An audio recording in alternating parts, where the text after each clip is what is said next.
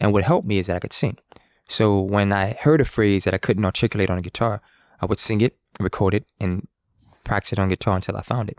So that's what you hear when you say I'm making the guitar sing. I'm just emulating my voice on the guitar. So I would record a phrase like da da da da da da, and I would be I could just say da da da da da da, but that's not the same flavor. Yeah, I'm gonna put the same bend, make it emulate my voice. So I did that for 2.5 years. 1 2 1 2 1 2. How's that sound? Sounds good to me. 1 2 3 4 5 1. Oh, silky smooth. Testing 1 2 3 4 5. Greg Banks, thank you for joining me on the podcast, brother. It's an honor. It's a great honor to be here. So after this bottle snap right here, boom, that means we're going. All right. I would be remiss if I didn't start with talking about how I came upon you as a performer, how I first witnessed what you did, which was playing an unbelievable live performance on the G Train at Metropolitan Ave. Yeah. And I was telling you before we started recording that when we saw you, it was right before the train was coming for our stop, and me and my girlfriend actually missed 2 trains on purpose to watch you play for an extra 13, 14 minutes. Yeah. Because we both looked at each other and thought, fuck, we can't. This is everything right now. We were a little buzzed coming back from a night out, probably 6 or 7 months ago, so early 2022. And we sat there and listened to you play for probably about 15 minutes and then hopped on the train, and it was an unbelievable nightcap. And I wrote your name down, and that's how we got to meet here today. So I just wanted to say that whether or not we met on this podcast today, that moment in time with you playing on the G Train was absolutely an unbelievable experience.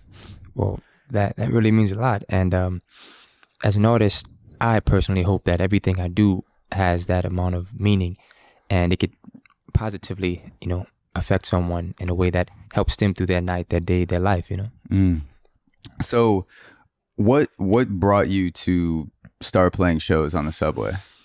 Well, the beginning of that part of my journey started with the pandemic. Prior to the pandemic, I was playing all the major venues around the city and some outside the state. The pandemic comes, shuts everything down. I couldn't link with my band, and I was feeling frustrated. I felt like there's more that I needed to do to elevate my career, and I felt like the one thing that I wasn't doing was playing an instrument. So I started to teach myself during the pandemic how to play guitar, and I said, well, I can become really, really good in my room, or I could be okay in public and become really, really good by doing it in front of people. So I started performing, honestly, on the most convenient line to my house because I have so much equipment to carry.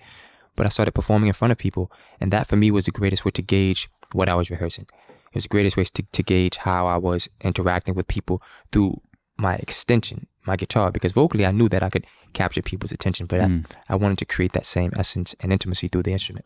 So that's where I began. I figured it's thousands of people on any given day that I may have never seen or who may have never heard of me that'll get the chance to witness what I do and hopefully carry it on and create more opportunities. Thousands. That is crazy, because I'm just thinking as an audience member, the times that I've been at a music festival or I've been somewhere like Red Rocks for a single performance with thousands of people surrounding me.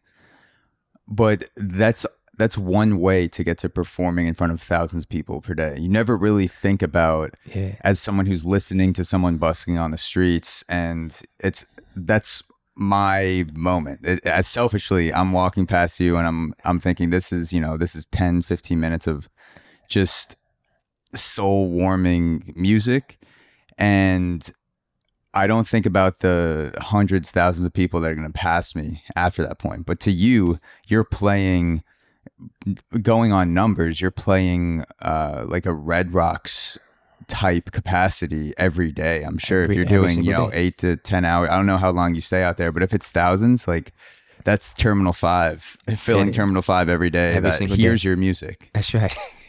And that's wild. Let me add one more thing to that. So when I get to the Terminal 5 in the Red Rock, it will already be an audience that has fallen in love with what I do, and they made a conscious choice to come out, right? When I'm on the subway or street, people don't even know that they're about to experience this. And when they choose to stay, it continues to defy the limitations that one may put on an artist, saying, who's your demographic? You have to target them directly.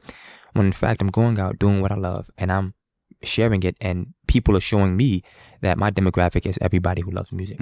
So by doing that, I've expanded my target audience. And I've gotten fans from every corner of the globe who I may not have been able to reach through the best publicists in the industry because I may not have been on their radar.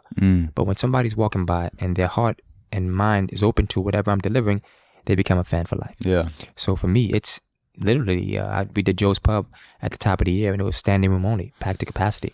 Because of the busking over the, prior year. Now, it's, 20, 30,000 more people who are on what I'm doing. So I'm looking forward to Terminal 5 and Madison Square Garden and Barclays Center is definitely en route.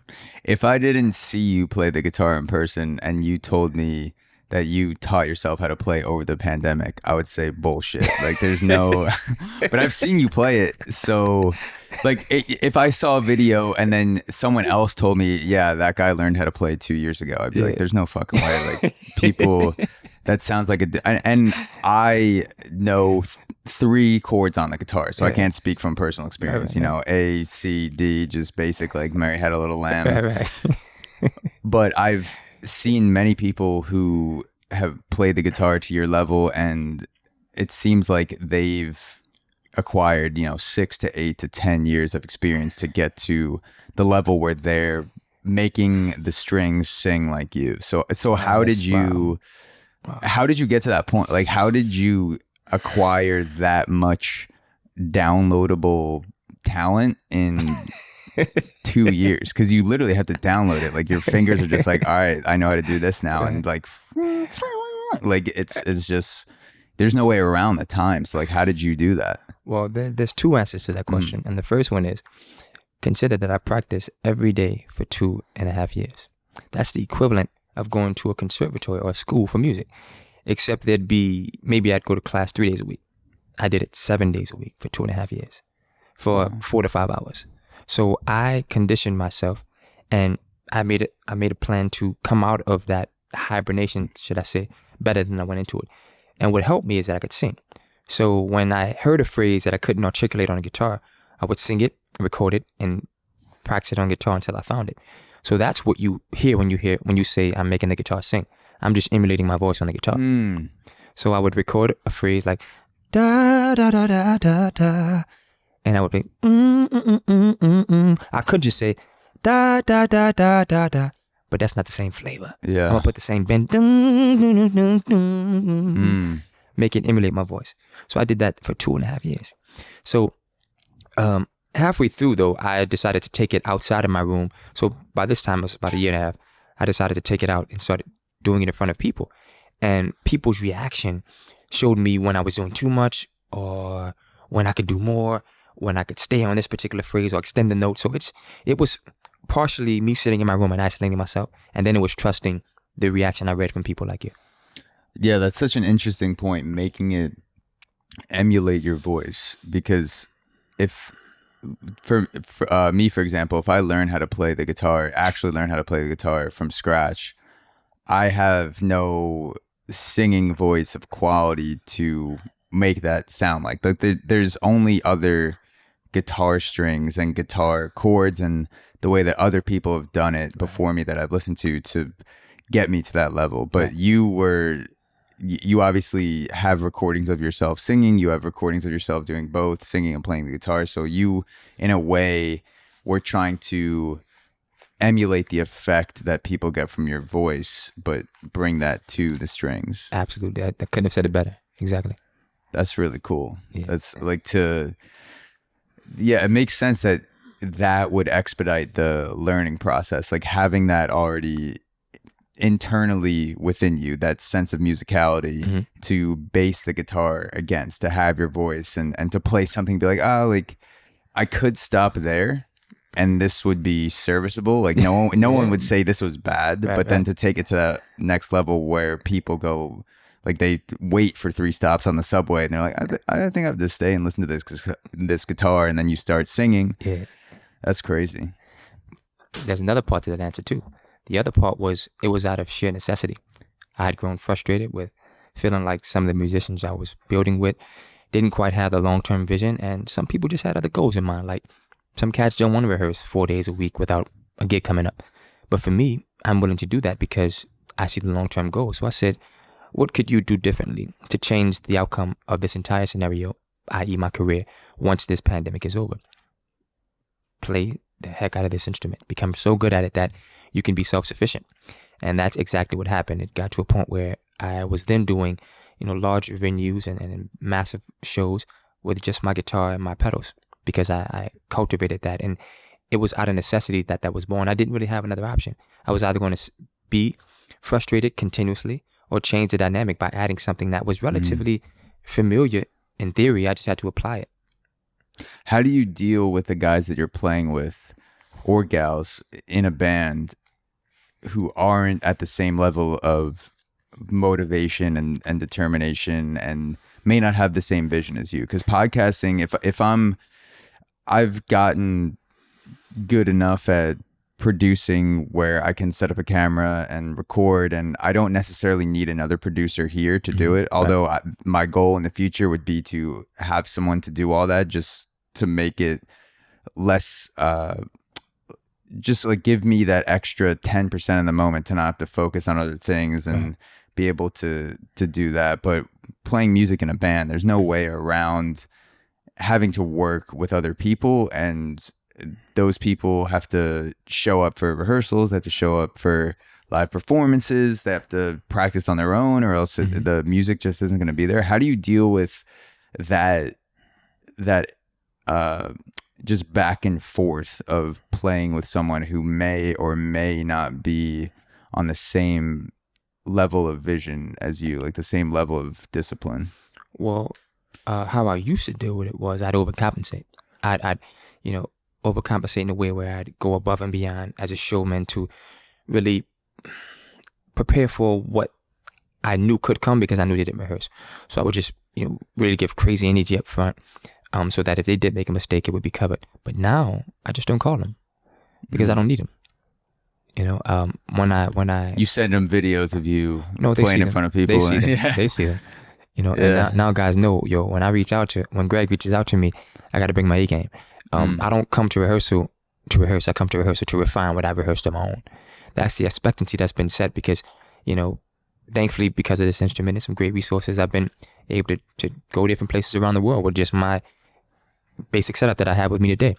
And that could not have happened without discipline. So if that isn't a clear indication that you must have discipline to come into this, then I don't know what else would be. But I think the picture is clear. People know, like, I can't come to Greg Halfstepping anymore, and I just won't call him because I know what I need. I know what I need because I know what I prepared for.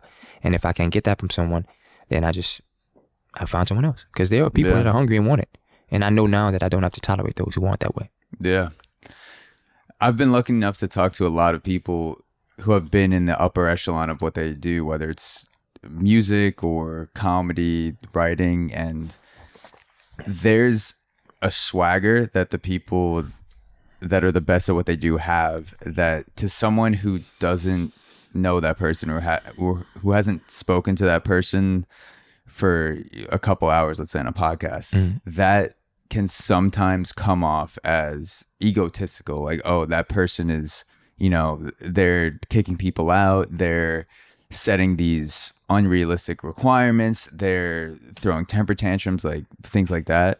But there is an element of projecting your own internal requirements onto the people who are working with you. And sometimes that can have the appearance of ego when really it isn't. It's more I am at this level of preparation and I expect the people to be at least at that level of preparation around me, and I won't ask for that if I'm not doing it myself. The only reason I'm asking for it is because that is something that I expect of myself. And there's a lot of people who may just on the surface think, oh, you know, that person has a huge ego. But I've learned over time that there's difference between someone having a huge ego and someone cultivating a space that matches their own internal level of discipline. Absolutely. And no one who's willing to sacrifice enough to create that should be made to feel like they're unrealistic or setting standards that are unattainable, because at the end of the day, you have a purpose, and we all, no matter what our purpose is, must know that none of it can be done alone. So if it can't be done alone, which means that you have to have others as a part of it, you should, if you respect and appreciate that you were gifted with a certain purpose, should set a standard. And if people around can't respect that, then they must move on. Because if they don't add to it, they'll diminish it. There is no middle ground. It won't be okay. You know, it's either going to go or it isn't going to go. And the people around you have to respect themselves enough to know that you allowing them into your space is a gift. Will they add to it or diminish it? That'll be the determining factor. But when you see what the outcome is, you can't hesitate or assume that that isn't what you're seeing. They're either adding to it or they aren't. If they can't understand that, then there'll be someone else who they'll meet who'll be okay with complacency. That's fine. I'm just not the one. Yeah.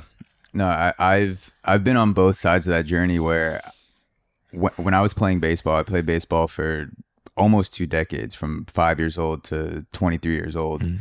And from 11th grade till my junior year in college, I was very serious about it. I got pissed off when other people weren't holding themselves to a certain level of excellence. And I still party. Like I was more of a work hard, party hard guy. Like I would be in the cages doing work at, 10 p.m. throwing baseballs, like working on pitches right before I would go out to the bars. And then like sometimes I would go too hard and then I pull it back. But I was always someone who got their work in no matter what. And then towards the end of my career, I had a couple elbow surgeries. My pitching was going downhill. I could just see that baseball was not, professional baseball was not in the cards for the way that I was performing and my future performance based off of how my arm was responding. And then I became the complacent guy who was like, whatever, I'm not that good anymore. I'm just going to go out and get fucked up, and then I'll show up the next day. And it's not going to make a difference because who gives a shit? Like, my career's over. I'm a senior.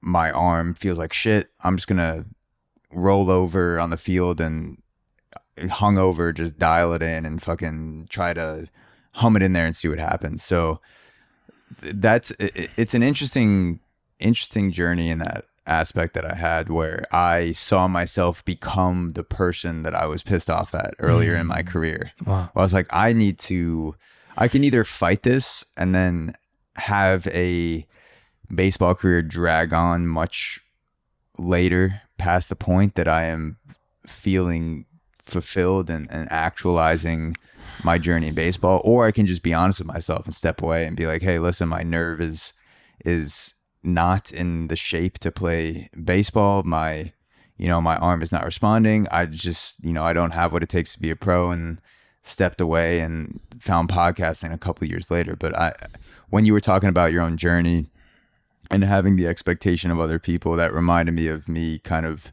realizing that's when I needed to hang it up, when I saw myself in the guys that I had a problem with early on in my career. That's very interesting, because it's now offering a different conversational point, and what I'll express now, it's going to go in a different direction than I thought the podcast would go.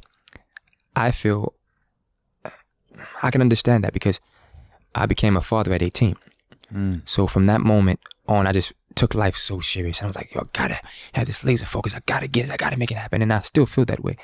But I'm now at 33 trying to find a balance with just relaxing and being, and still upholding that serious level of commitment, And it's not in any way, there's people around me that I saw, like directly in my family, and other people who I came in contact with.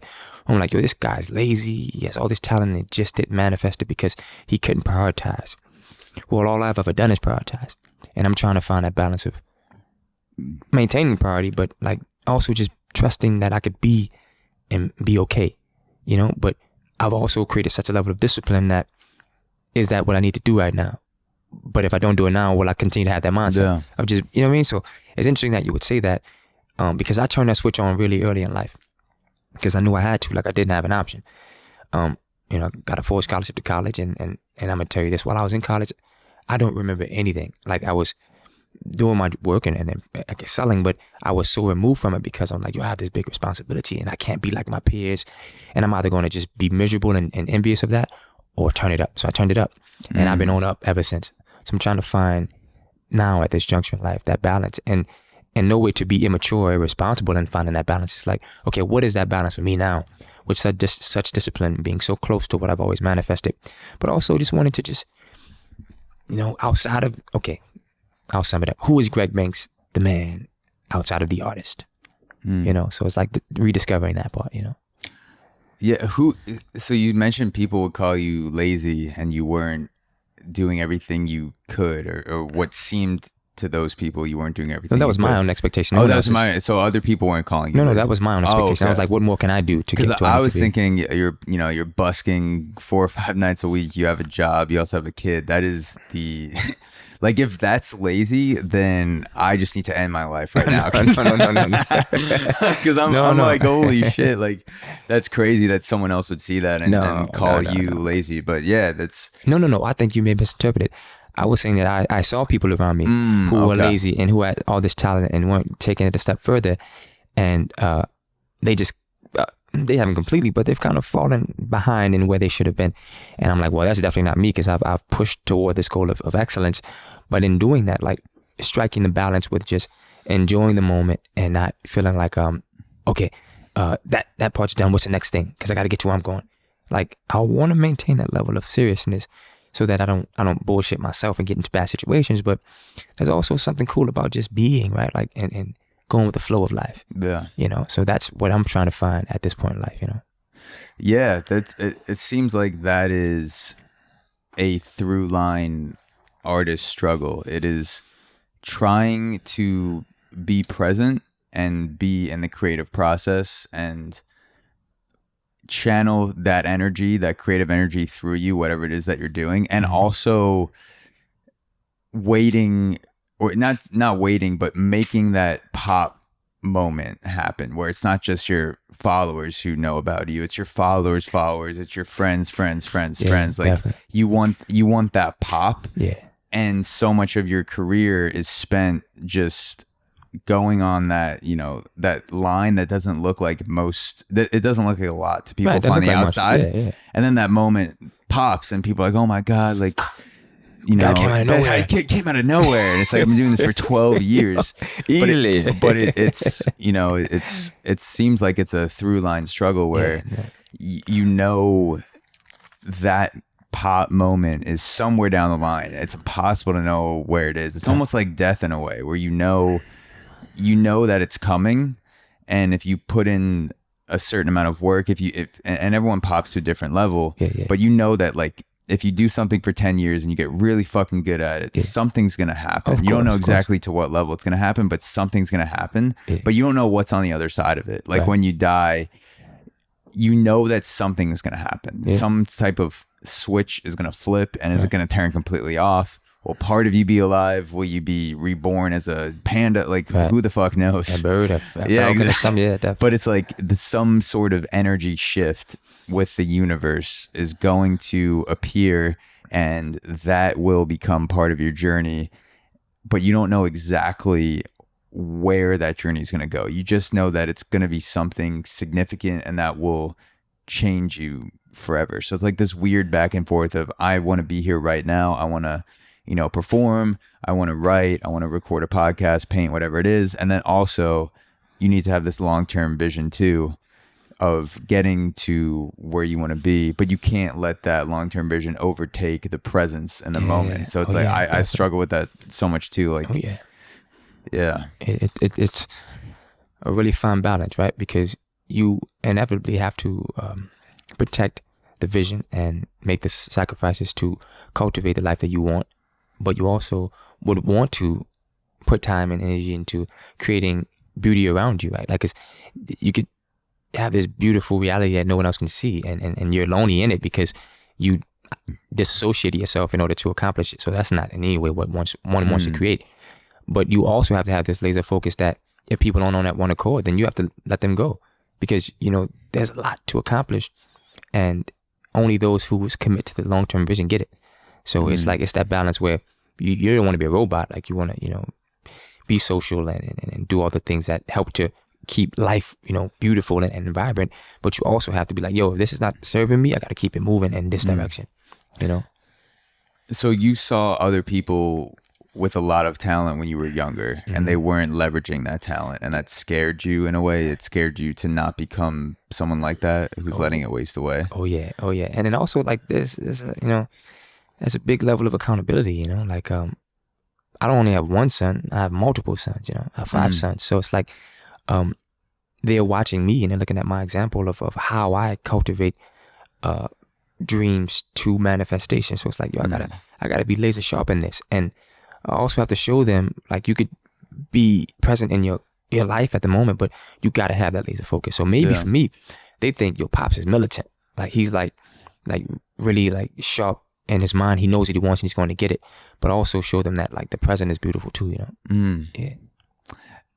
What do you think allowed you to flip that switch from such a young age, where you had a sense of, I have this talent, I don't know exactly where it's going to go, but I have this urge to work to manifest it into the world, however it's going to manifest? Because a lot of people have a talent and they never even discover it. Like, forget about the people who have a talent and know they have it and don't work hard enough to manifest it. Like, there are people that have worked their whole lives doing the same thing, and they've never really given themselves a chance to experiment with, what happens if I pick up the guitar? What happens if I, write a short story? What happens, if I just sing and see what happens? Like, so how did you get to that point where you flipped a switch and allowed yourself to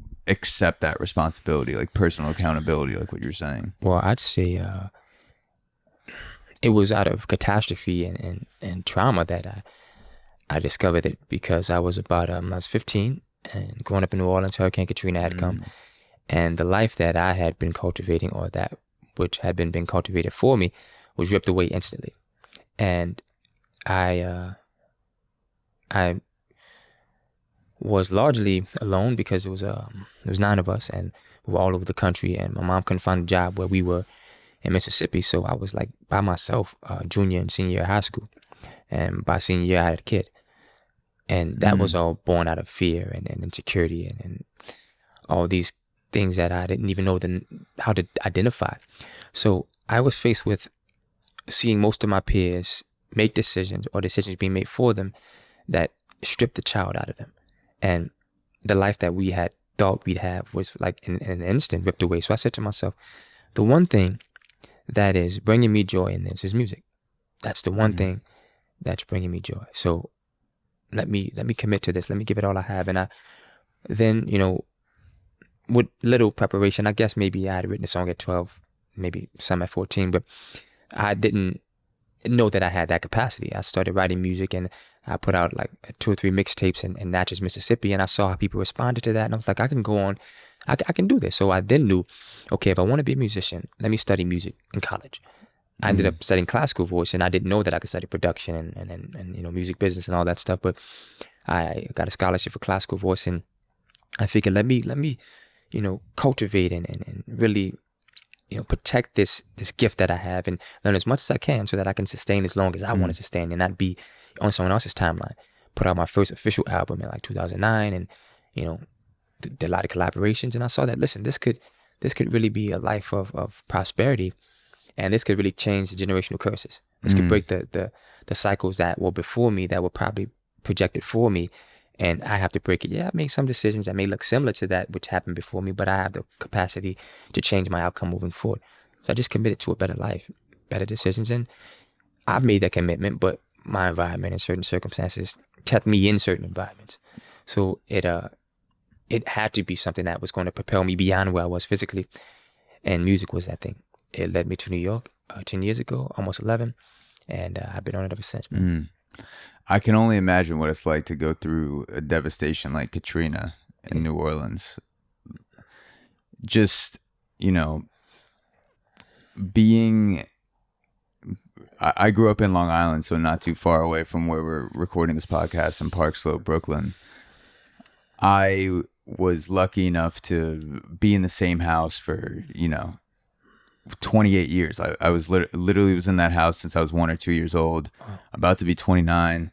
I've never had something like a natural disaster that uprooted my entire family, let alone also having a kid in high school. Yes. Like that's that can be, that's a natural force of God on its own.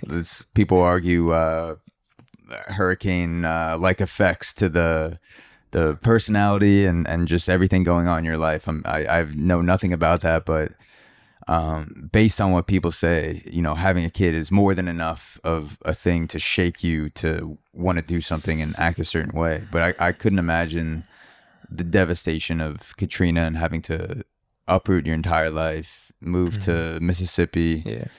What do you remember?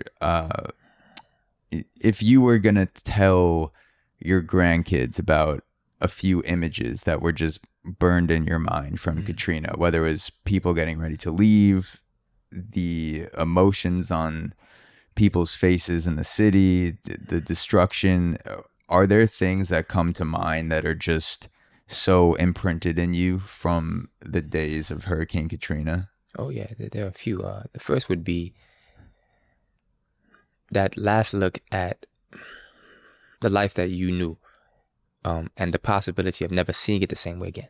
Like seeing my room and or the day before that, like seeing my friends and the way we were sitting on the bench and the way we were talking. And it was ironically that coming of age moment, like 15, 16, where you're, in high school and you're really coming into yourself. But that having that last image of that and knowing that you may never have that again. Ultimately, what I would say to them in the future would be value every moment, because you never know what tomorrow will bring. The other would be the sheer catastrophe and the fear, the panic, but the willingness to do anything to survive in people's eyes. And not only was it in their eyes, I was looking at my own reflection the same way, because I was willing to do whatever I need to do to protect my mother and brothers. And sometimes the thoughts that would go through your mind at that point, it almost seems out of body. But when you're out of your normal element, you have to adapt to whatever you're in. So I adapted, and I adapted much sooner than I should have. And then I would say, so it would first be, look, every day take a mental note of the blessings you have and be thankful for that. The second thing would be, like I said, that the looks in people's faces and knowing like, yo, this is serious. And, life is never going to be the same. The third would be the first time I woke up after sunrise in Natchez, Mississippi, turned the TV on and saw that they were like, New Orleans is never going to come back and it's never going to be the same.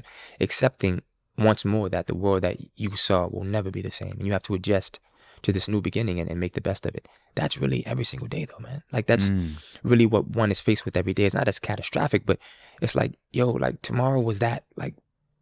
Yesterday was that. Tomorrow will be something totally new if you get there. Today is really all you have. So what are you going to do with today to make tomorrow, with as much power as you have, as beautiful as it can be? Because you can't take yesterday into tomorrow, and if you do right today, like there's a saying, like, every day we get a chance and a choice. So with your chance, what choice will you make? Yeah. Did you know when you were driving off with your family that there was no chance you were going back to New Orleans in the short term? Because sometimes hurricanes are unpredictable. No. There's, it shifts past. Was there a vibe of people leaving New Orleans where they knew that Katrina was going to be as big of a blow as it was? Or were people like, oh, we'll see what happens. Maybe it will, maybe it won't. What was kind of the vibe when you left? Well, from what you remember, it was a duality. It was the we'll be back soon, because that's the common thing. But there was also that feel like, well, we may not be, and just to clarify, it wasn't my entire family. I have 14 siblings, 9 of which I grew up in the same house with. Only 2 of them were with me when I left. My mom and 3 of us. 6 of her children were scattered, and my other siblings, I don't know where they were. I didn't see some of them for years after that. Yeah. So it's it was a scary sight, man. Yeah. Yeah. Seeing the place that you grew up in and seeing your blocks, your neighborhood just completely destroyed on a TV and not being there. I can only imagine what that's like, because, you know, fortunately, in being in Long Island, New York, we get the aftermath of a lot of natural disasters in Florida, Right. Gulf of Mexico. So I see the images, and a lot of times I feel like just like a sick shell of a person, because I have no emotional connection to the images I'm seeing on the TV, other than the fact that knowing that people are suffering. There's a joke, I forget which comic says it, but it's like, I'm watching images on TV and I'm trying to feel sad, and like, I'm gonna butcher it, but it's like, he's like, am I I thought I was a good person, and I'm trying to cry at these images of natural disasters, and I can't get myself to be emotional, because he's never been part of something like that. Mm-hmm. So to me, it's information, and it's sad information, but it has no emotional, personal weight to it. So I can't. It, in a lot of ways, this is the limitations of podcasting, because I wish I could transplant emotions temporarily into my mind and images into my head and memories, just to feel what someone else was feeling to a certain point. Right. And I guess that's where, language fails, and where music takes over, when you can have the chords, the lyrics, and you can feel something that you can't really describe. But when someone is describing something to me that's so terrible, and I know it happened, and I know that emotionally it's a devastating thing, that people lost their lives, people lost their entire savings, their home, to just speak about it, there's something that's lost in translation. And I feel that's where music is at this other, spiritual level, where sometimes there are no words, and so other things need to take over. And music is one of those things that makes you feel like, instead of me telling you what it was like to lose my childhood home and be separated, let me write a song about it. Yeah, have that too. Yeah, definitely. And as we speak, or as you speak and I listen, I think it helps to clarify that which I believe, articulating well earlier with. I have this laser sharp focus on getting to the goals that I've accomplished. And now what I'm realizing is, I guess the decision I made as a teenager was like, I'll get back to that life stuff later. Let me get to success first. And that's where the balance has to be, because you have to be present in things that you're going through. But there was actually a documentary that was released by a good associate of mine, Edward Buckles. It was Katrina Babies, and it reduced me to tears, because I knew it, but I hadn't heard anyone else say it. Like, no one ever asked, how are you doing? No one ever brought me to a private room and sat me down and asked me about my fears. I mean, like, it just was life as usual. So you just learn to cope. And I think that as a grown man, I was like, I gotta make sure I check in on me. Who's a man beyond the music, right? Because I can go out there and make things happen, because I know how to do that. I know how to create things. I know how to push my way to success. I know how to cultivate that which I can't physically see, but I could spiritually see, and I can work it into existence, right? But the other thing is, like, you need to check in on you too. You know what I mean? Like, who are you, the person? What is the person going through? Not the artist, the musician, the father. Who is the man that was a boy who was left neglected? You know what I mean? That's something that I never really think about too. The psychological traumatic experience of going through a natural disaster, because so much of the focus is put on the physical devastation, and rightly so, the rebuilding people's houses, neighborhoods, electrical power lines, things like that. But when there's a widespread traumatic event that happens to literally hundreds of thousands of people, a lot of times the psychological damage is an afterthought. Because if there was someone if there was someone in my, let's say, you said you were 15 when Hurricane. Yeah. So if there was someone in my 10th grade class, making 16. Making 16. So if there's someone in my 10th grade class who had their entire house destroyed and wiped away, and it happened to nobody else, it was just them, and everyone knew coming back to school the next day that John's entire house was just sucked out of the sky by a natural disaster one time, and it was his family had to deal with it. There would be some sort of personal intervention, psychological, therapeutic session with John, because that's such a horrible thing to have happen to you. But when that happens to, 50 high schools at the same time, like literally hundreds of thousands of students and just parents, cousins, relatives, like everyone, then, that is, like, how do you even start to approach that? Because it's so easy when you see large things to just chalk it up to, like it happens. Yeah. People will get over it. Mm-hmm. But when it happens to one person and you think about the approach that you would take with that one person, and you would check in on them many times. Yeah. And then when you have to do that to a lot of people, it's like, how do you even begin to get to the point where you can give that many, like that's large of a transplant of people, psychological help? But it's necessary, just like someone to talk to. Yeah, of course. I mean, I even think that specifically those of us who were in high school, we should have been awarded like at least partial scholarships, because I was in a prestigious high school in New Orleans and I was uprooted from that. So that whole curriculum and like I couldn't even get my records. There was so many things going on with the school when I transferred over. So the trajectory that I was on was completely altered because, I grew up in poverty. I grew up, father incarcerated. So there was a certain expectancy for my life, and I defied that every single day. Made incredible grades. I was a star musician in the band, and so understand this. There was a deck of cards that were dealt to me, and then there was a deck. Okay, there was a deck of cards that was dealt to me, and I just learned to play the hand differently.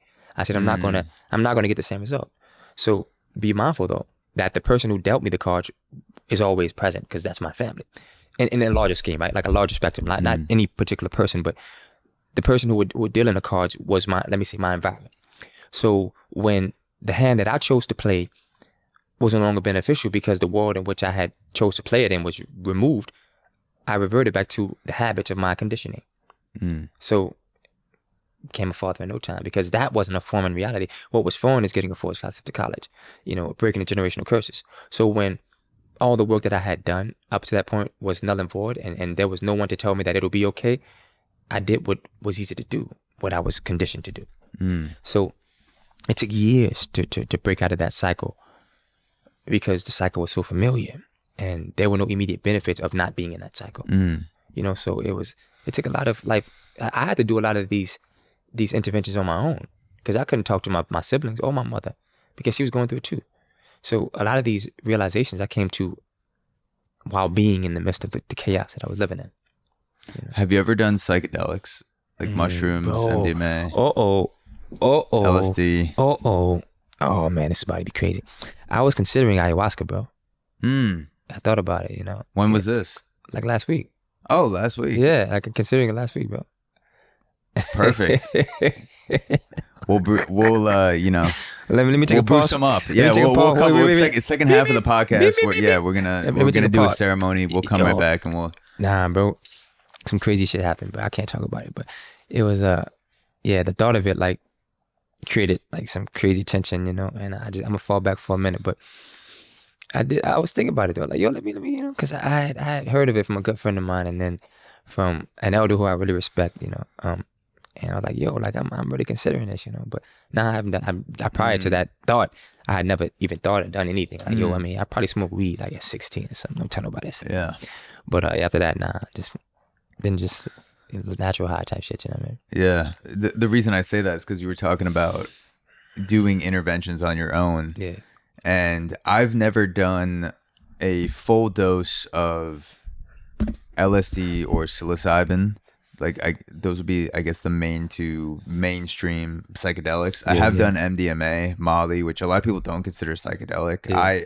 I mean, the experience I had on it at Lollapalooza 2017 and Yeah. at a music festival definitely felt like the world around me was being altered in a way that was more than feeling love. Like there were other things going on, assuming that it was good MDMA and I wasn't Trip. doing something Yeah, that yeah, was big time. I wasn't doing, which I don't think I was. It was a very pleasant and euphoric, intense experience. But during that experience, I was forced to reckon with a lot of ways in which I wasn't loving myself and loving other people. And if I was going to pinpoint the first, quote unquote intervention, the my self intervention, it would be doing MDMA at Lollapalooza, 5 years ago, where I was just kind of like cycling through, like feeling this intense love for everyone and everything around me. And then that forced me to think about,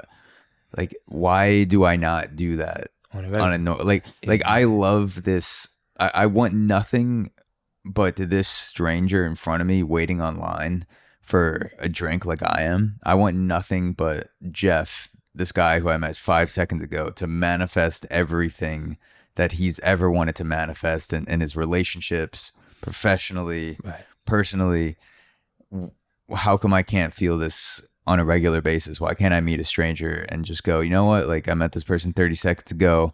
I hope everything that is fulfilling to them happens to them over the Right. course of their life. Right. And that was my, kind of first like Rolodex moment of like, like going through all these past experiences, doing interventions on myself and thinking about how I could get closer to feeling that. And then having the MDMA as a reference point to this type of love is possible in this reality. So maybe I could take a little bit of this back with me to the sober reality and just like remind myself that Well, this, it's attainable. I felt this way before. Yeah, So yeah. like, let me just turn the dial up, 10% every day and try to feel that a little bit more. But the, yeah, I can't speak for ayahuasca or LSD or anything above microdoses with mushrooms, but MDMA was certainly a self-intervention Yeah, for definitely, sure. Definitely. Yeah.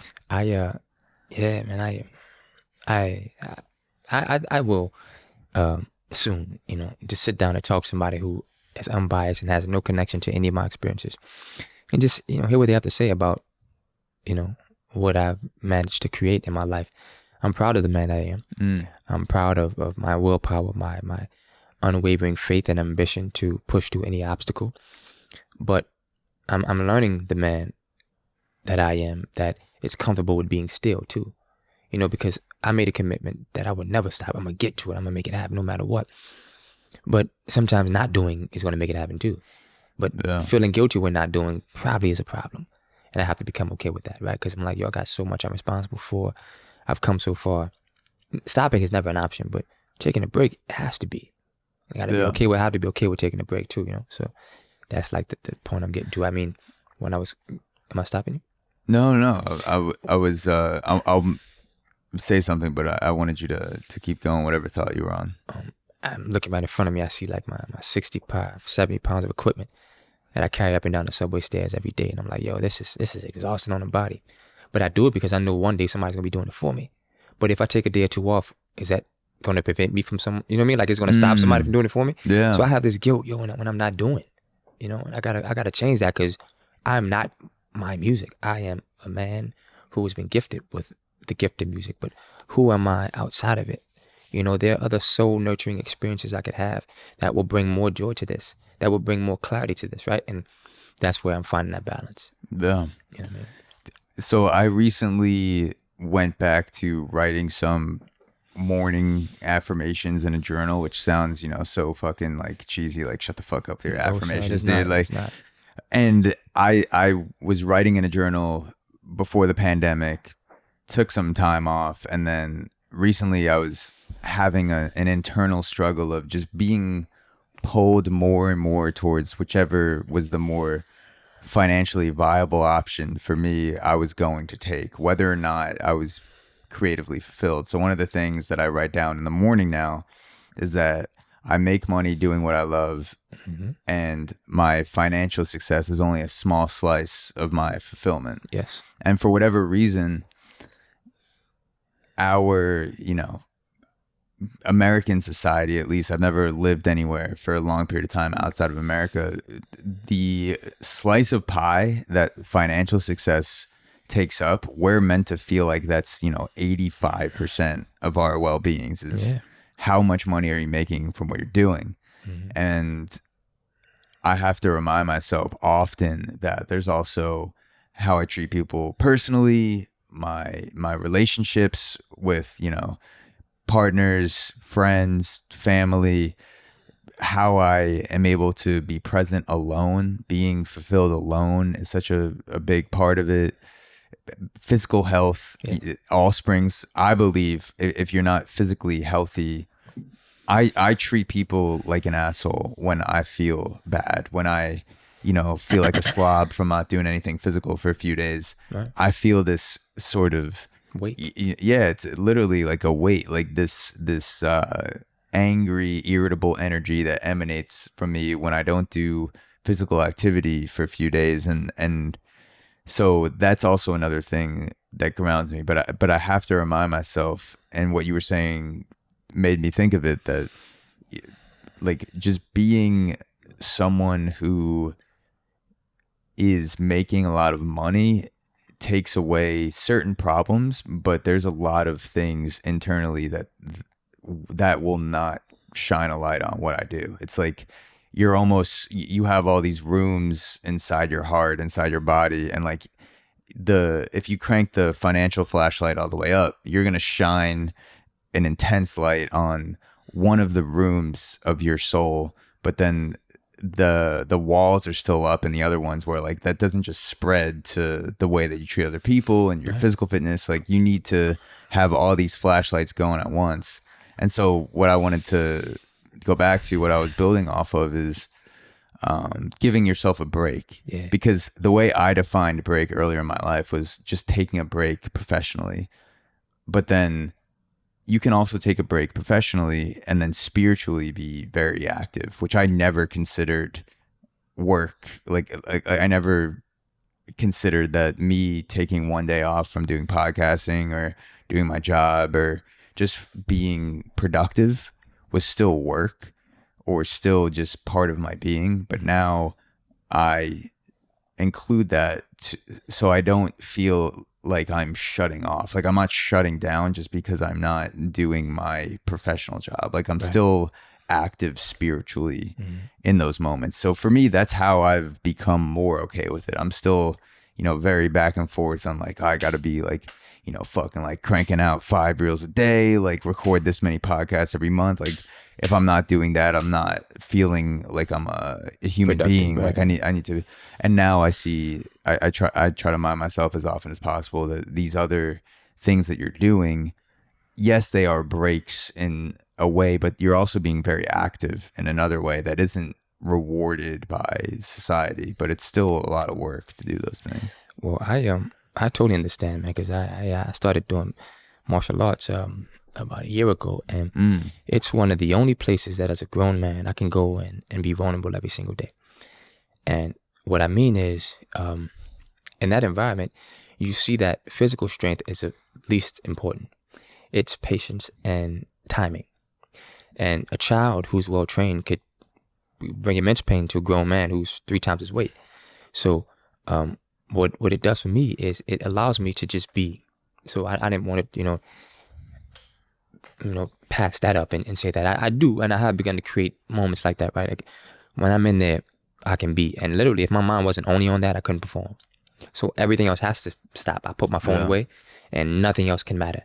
Because if I didn't do that, then I couldn't progress. I have to be completely focused on it in order to get the results, because it's not just a physical exchange, it's a spiritual connection.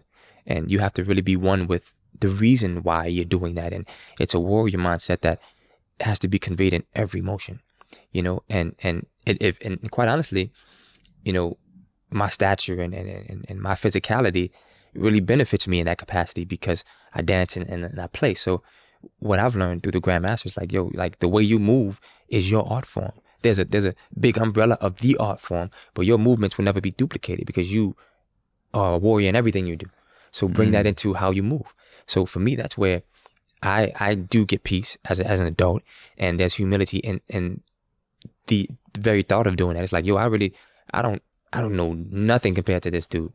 But if I take what I know and he takes what he knows in the realm of sparring, I could still hold my own because I'm bringing something that this guy will never understand.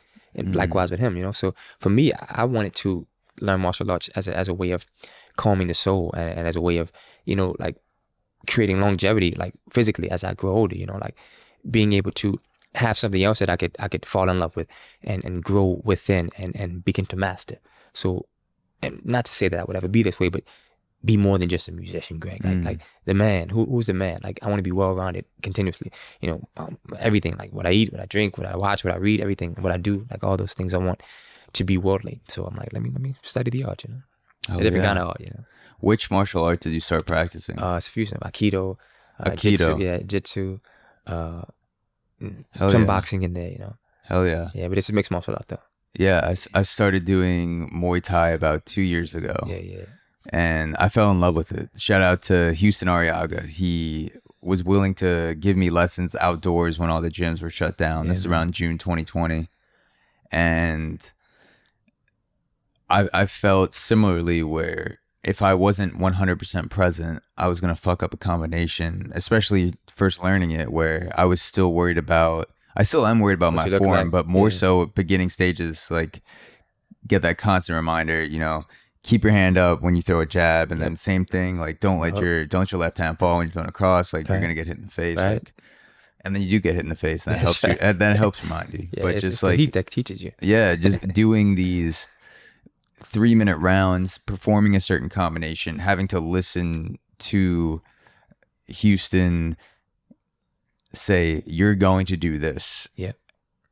Jab cross, jab cross, kick, jab cross knee, like all these things. If I'm even like letting a relationship thing or a podcast thing sneak into my mind, I'm gonna fuck it up. Or, you know, just if you're sparring, you're gonna fuck it up physically and actually suffer the physical consequences of that, like taking a kick to the body. Oh yeah. But it's like it is in a way of a moving meditation, because you can't be doing something else and also be fulfilling the requirements of the present thing. And I've never done Aikido. I've only done 2 classes of jiu-jitsu.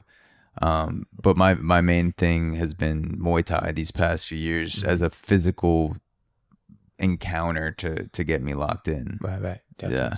It's very humbling, man. And it for me, I've always been a man of restraint, but it teaches you that, because what I think people may not realize is that every time you engage in any kind of physical altercation, there's a 50% chance that your life will never be the same. So Really? Of course, because you have no idea what that man knows. Oh yeah, I was thinking. So yeah, 1-on-1. You know, you never know what is gonna happen to you in the moment. Or his threshold. You could be trained like black belt trained, but he has the capacity to go from 0 to 100 from survival. Yeah. So if you can't adjust to that, then you're fish food, you know.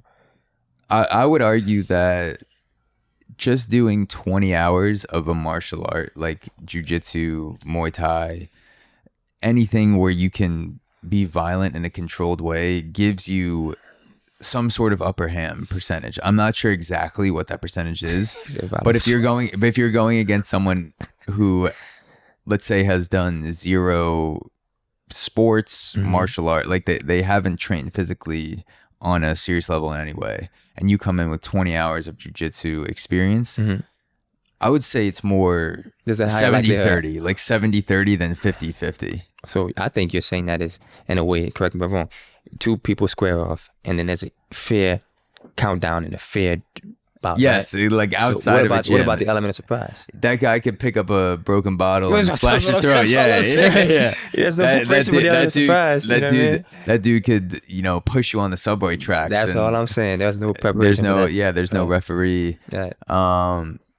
fuck, who do you follow Gordon Ryan on Instagram No, at I all? don't. I don't. So he is the best jiu-jitsu artist, I believe, in the world, no gi. Mm-hmm.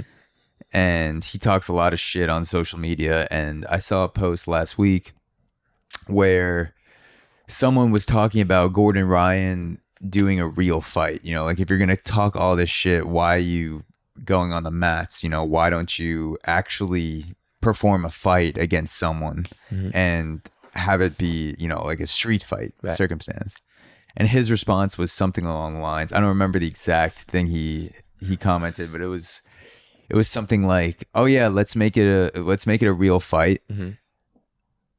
And since it's a real fight, you'll be my first opponent, because this guy was talking like he could fight Gordon Ryan. He's like, "You'll be my first opponent, and also since it's real, there's going to be no referee, and I'll decide when to stop. And if I'm winning the fight, it's all up to me. You know, this guy could be getting stomped out, choked out. Like there's no one that's going to respect a tap. Like the real fight is that you're." Survival. You're at the mercy of your opponent. Mercy of your opponent. Yeah. So that's something that I remind myself too of when I think about, okay, what if I did get into some sort of street fight situation, which luckily I've never been in a physical altercation off of the baseball field or off of like a locker room bus situation. Like I've never just had a guy try to punch me in the face on the street. Right. But there's all these variables that I never think about, like picking up a pipe, you know, some guy slamming your head into a fire hydrant. Like everything becomes a weapon. Even if I was able to get a punch off on someone, if they don't brace their fall and their head smacks the concrete and they die, then I'm a murderer. Like there's an entire documentary. I haven't seen the documentary yet, but it's on my list of people who have been convicted of murder for literally one punch in a fight. I knew a guy in my neighborhood growing up in New Orleans. He was actually the minor, and I think that's what allowed him to be freed of the offense. But he got into an altercation with another friend of mine, his father, and the older guy had him by like 20 years. The young guy was like, "Man, I don't want to fight you, man." The older guy was like, "Yeah, you." Blah, blah, blah. So the older guy swung, young guy dipped him, and blah. He fell, hit his head, and died. You know, it's like, yeah, man. I mean, but that. Let me put it to you like this: like I won't necessarily go into a dollar amount, but I'm out performing a lot of times on the street when I'm not playing like at venues. I'm playing outside, whether on the platform or on the street, and I have a significant amount of equipment that ranges in price. So it would be foolish of me to not be prepared for any circumstance that I could encounter. So I should be trained in some capacity to de-escalate politely or the opposite. So for me, it's necessary, you know. I wasn't even thinking about that aspect of it. Anyone could just walk up, and I have to make a choice. A case full of cash from an entire day's work, right? And I have all this equipment. People are willing, you know. Someone, you know, maybe they're feeling tough. Maybe they're, you know, not all mentally there. Right? You know, they're fucked up. Right. You know. If you're performing late night on the subway, especially on the weekends, you're going to run into a lot of people who are, you know, fucked up on something. And having the ability to not just defend yourself, but de-escalate an attack to where you aren't taking damage to the point where you're going to have serious bodily injury or death. Like, or prevent you from being, prevent you from harming you without harming me. So like, just take something and, you know, you should probably walk away now. Right? He's like, let me go. Okay, I'll let you go, but don't come back. That's one. Or that's the next thing, you know, like I couldn't let you go. So leave with something that you didn't come with. Have you ever had to strangle a guy or like? I wouldn't strangle him. I'd probably strangle his wrist though. Yeah. You know, like, have you had a guy who's come up to you and you knew was going to be a physical problem? Like, has anything turned physical to the point where you actually had to exert energy to put hands on someone during a performance or after a performance? No, not. There was once, like about a month ago, I was in Chelsea, and I was playing something, and this guy walked up, like, "Yo, do you know The Weeknd?" I was like, "Nah, man, I actually don't." And he came back like 5 minutes later. "Do you know like Akon song?" And I was like, no, well, I don't know that song. And I was like, come. He said, what? I said, would you go to a weekend concert, Naxim, if you know an Akon song? He said, no. I said, so don't ask me that. I'm going to play what I play, and if you like it, you'll stay. If you won't, you'll leave. Man, who you talking to? You don't talk to me. Guy back said, man, I'll take that guitar and bash it across your head. I just continued. I said, I think it's in your best interest to keep saying that, but at a further distance than you are now. And his friends came, yo, man, I'm right here. I'm under the camera. I didn't initiate anything. I'm protecting myself at all costs. Meanwhile, I have this 9-pound guitar strapped across me that I could easily. That becomes a weapon. What? Come on, man. Yeah. And these Cuban heel boots on, man. So it's like I'm just trying to get home to where I came out, man. So I apologize if you were offended, but you were pestering me beyond the point of acceptance, and I need you to leave. So oftentimes I have to tell people, like, especially like in the subway, man, like I have this invisible radius that you cannot cross for my own well-being. Don't do it. Like, stay away from me.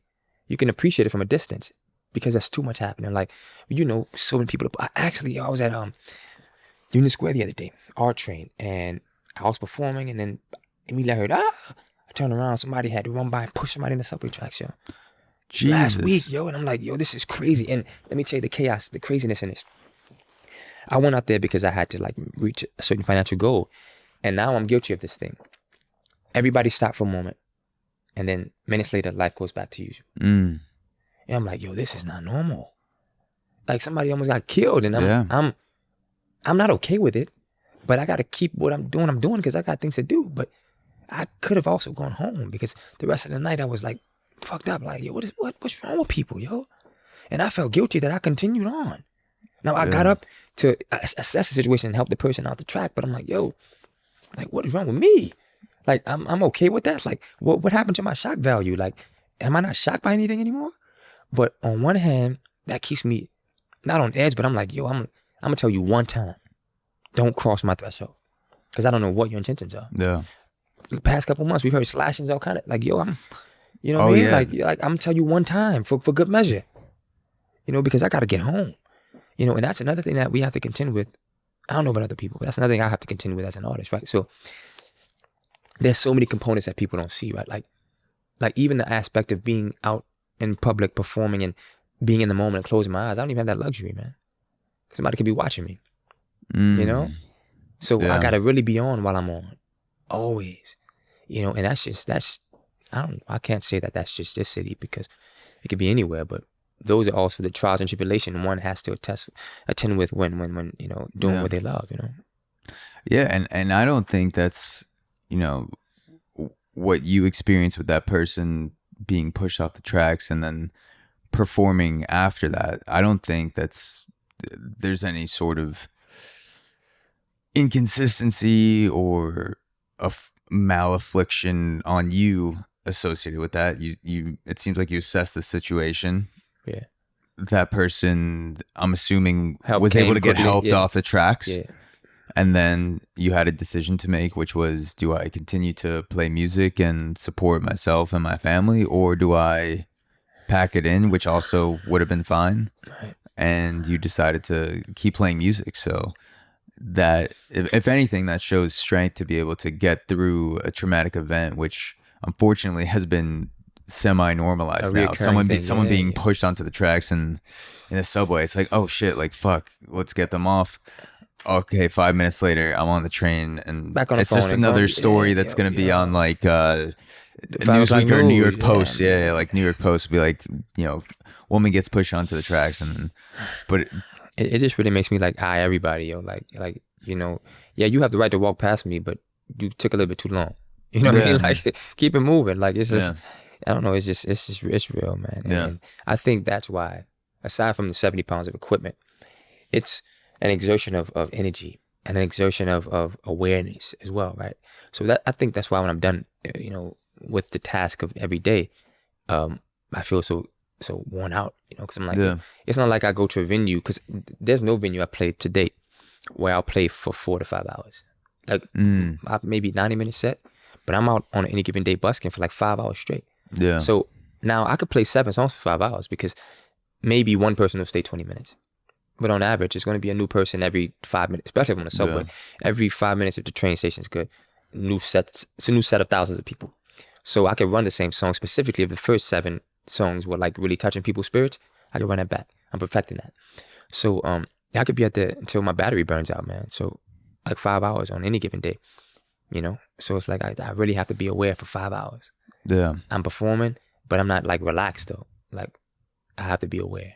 You're like a stand-up comedian in the sense of crowd work, where you pass so many people, and if you're a stand-up comic in New York City, you might do 3 or 4 sets a night. You perform in front of hundreds of people, you know, dozens in each club, and you see way more than that. But I've heard stand-up comics talk about how they get so good at judging people's energies and attire and the way that they speak and the body language, how they walk past. I'm okay, thank you.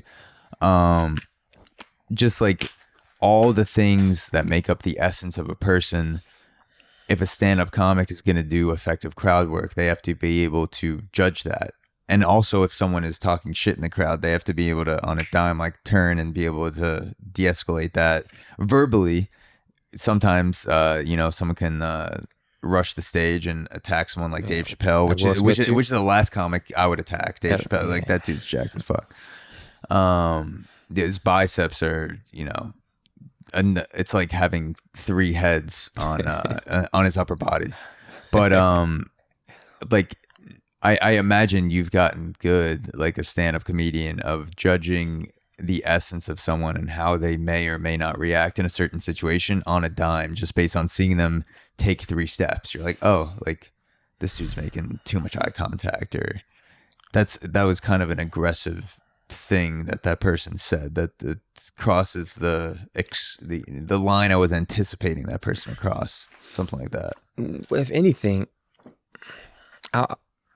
one behavior over another just heightens my sense of alertness. I'm always aware, but there's certain movements and certain amounts of time that one can stare that can alert me more than others. But I'm always alert. I have to be. I don't have the luxury of not being. So I have to, if anything, I have to be really good at balancing alertness and survival by any means while creating unforgettable experience. That's why when I'm on stage performing, and you'll see, it's totally different because it's a safe environment. And I can trust the space that I'm in. And sometimes I'll stand there and before I sing a word, just being in the moment, because I don't have the luxury on the larger scheme of how much I perform out in comparison to how much I perform like in closed environments. And that's just it, man. I don't even know if that changes as you get more successful, because people have more of a reason, for whatever their reasons are, to try and bring home to you. Yeah. You know, so I would say that's where good security guards come in.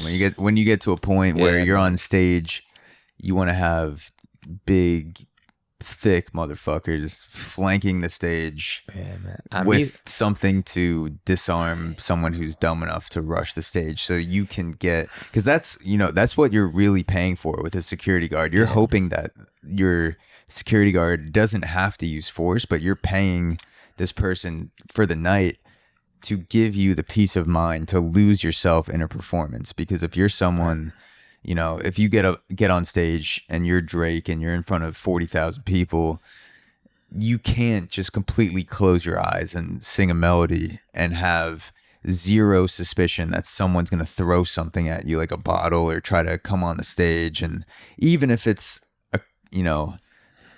a socially unaware fan that is of good intentions, still someone who's approaching you in a way where you have no idea what the fuck this person is going to try to do, who this person is. Right. You're paying for the peace of mind to be able to just close your eyes and say, for this song, I'm just going to, I'm going to lose myself, and the audience is going to be on this journey with me. So that makes sense, being in a public environment, having done, hundreds, thousands of these performances to this point, I'm sure. Yeah. There is that aspect of, I can't 100% lose myself in the song right now in this setting, because someone, you know, It could be an can do opportunity for something. someone. Yeah. It could be an opportunity. Yeah. Yeah. Yeah. I mean, but that's real life, man. And I think that I know people who say to me verbatim, I could never do what you're doing. And I used to think that, it was only about talent, but it isn't. And I discovered why it isn't through some conversations. People are like, there's no way I could be out in front of all these people and be comfortable, And maybe they don't even realize why they're not comfortable. Maybe they think they wouldn't be comfortable because of judgment. But it's a very uneasy situation to be in front of people that you don't know. I mean, you clearly don't know anybody that comes to see you, but at least when you're in a controlled environment, people are paid to come and see you, and they undeniably have a respect for what you do, and they just won't try certain things. So we hope. But and playing live and out in public, what I've noticed is that people have, if only for a moment, the opportunity to show you what they think of what you do. Yeah. So somebody will drop a penny, and somebody will come and drop $100 bill. So people have the option in those moments to inflate or uplift you or try and degrade you, and that level of duality is without words. So people have just dropped pennies in Of front of course, you of course. rather than just walk along and Yes. really. Yeah, man, of course. So that's degradation without words. It's like, you get out of my face when you're worth a penny. You know what I mean? And then you have people come in and Venmo you like $200. You know what I mean? So, and I like the other day I was at Union Square, and this young lady I was beginning to play Adore by Prince, and she knew it from the chords. She was like, oh man, I needed this. And she was beginning to take her phone out, and she put it back in the bag. She's like, nah, I don't want to be all in this. Put her phone down, and I started singing. And she started crying, And she was like, through her tears, like, I needed this so much. And I doubt that she needed to hear me sing Prince. I think more so she needed, how about this? I don't even assume what she needed. But whatever it was, I was responsible for helping to create that moment.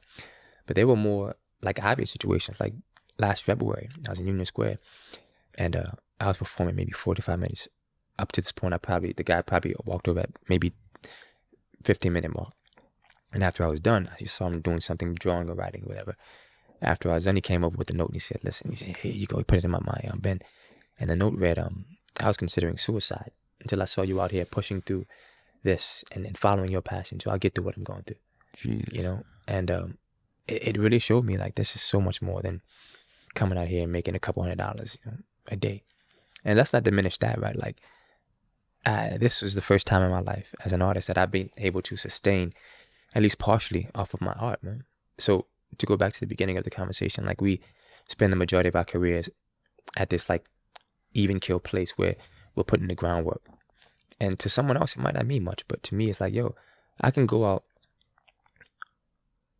any day of the week and sow seeds of fruitfulness, and along with the long-term return, I can have monetary return because I've practiced and I've rehearsed and I've cultivated and I believed enough. So that's rewarding as hell, man. Yeah. Because I don't need anybody's validation to do that. I just have to have the willpower to do it. That's the magic of a musical moment in time.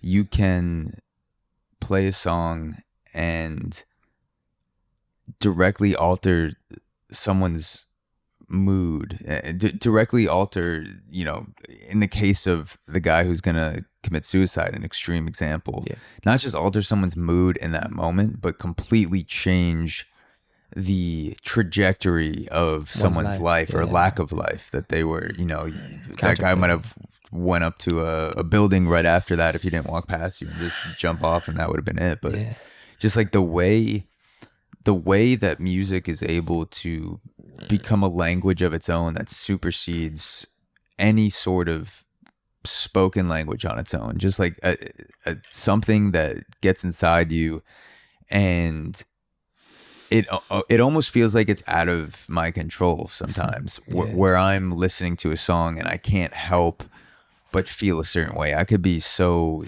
down in the dumps. I could be just like so self-pitying, and I hear a song that's just upbeat, happy, like Up and Away by Kid Cudi. It always a song that brings me to a mood where, the saddest shit could be happening to me, like the most detrimental thing.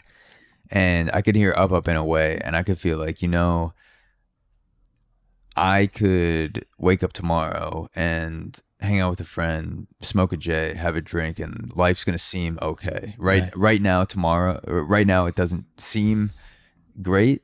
Maybe it seems terrible, but like I'll be up and away, and whatever. Like that's the vibe of the song. Like who gives a shit?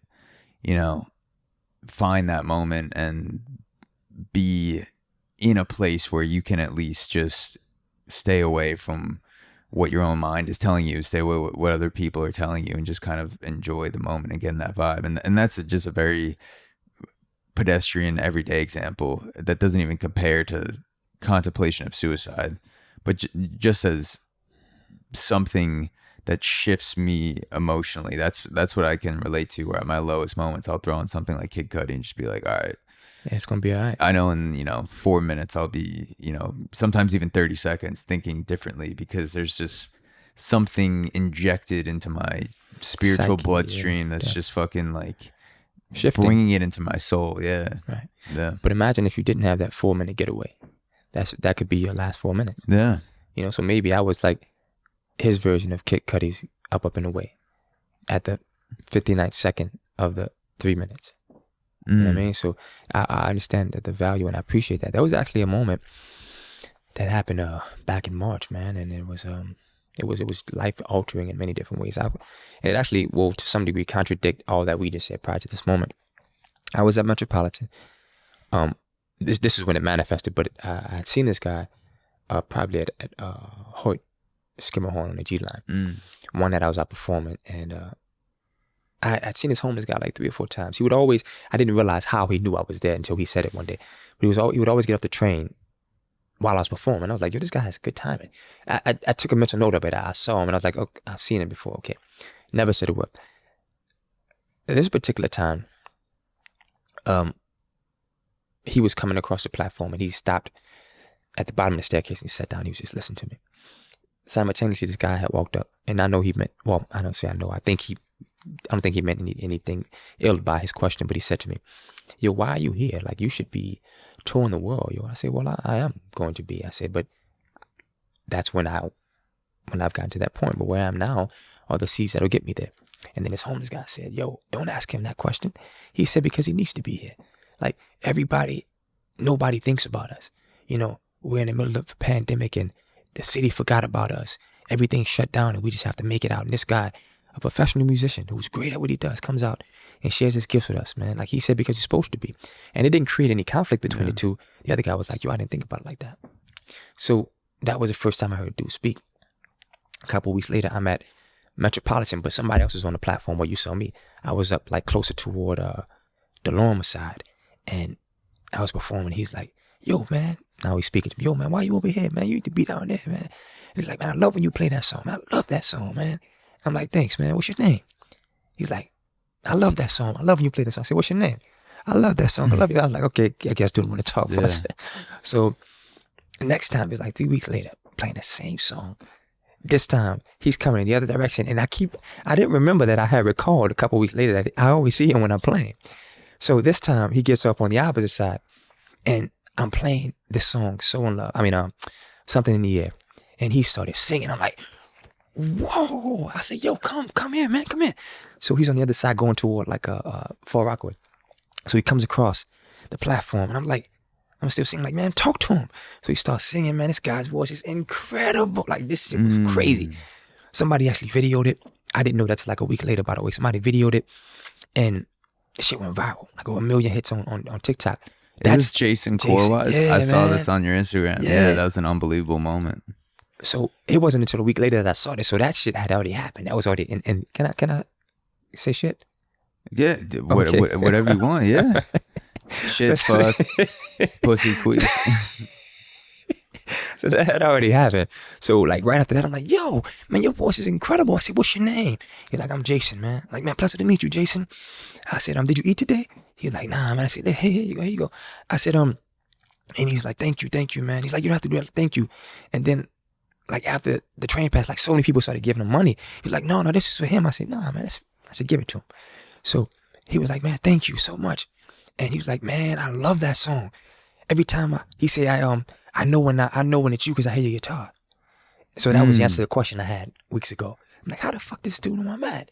So he's like, I know it's you when I hear your guitar, man. He's like, and today I just felt something in my spirit, man. I hope I didn't impede on what you're doing. I'm like, no, man. I thank you, man. Like, yo, thank you for being here. I say, because what people needed to see is that there's so much more to you. Like, there's a reason you and I cross paths. And I said, I'm gonna tell you something, man. I said, nobody crosses my threshold, but something about you. I said, now granted, I've seen you before, but I don't know you. But I gave him the space to come near my space, and I'm like, yo, it was clearly bigger than me, and I trusted the process. So it wasn't until a week later that I saw the video, and it was like 100,000 every day, bang, bang, bang. Like the number was going crazy, and certain artists started reaching out, like, yo, I want to collaborate with you on this song. And I thought to myself, my manager and I were like, yo, we could help him some kind of way. We don't know what he's crippled with, but we could help him. So I bought him a phone actually, so I could stay in contact with him. And then we started getting messages from people who said that they were his family, and they were like, oh, we hadn't spoken to my uncle or my dad in like 10 years. And the next day I spoke to him, I said, yo, these particular people reached out. Do you know them? He's like, yeah, that's my niece and my daughter. How do you know them? I'm like, I don't. They just reached out to me, and they gave me the number. He had a phone, so he called them. No, before I got on the phone, I let him use my phone, because the next time I saw him, I had the message for him, and then he called him on my phone. He was talking to him, and he was crying. Like, we haven't seen him so long. We thought you were dead, and I was like, yo, it's crazy. And I was like, wow.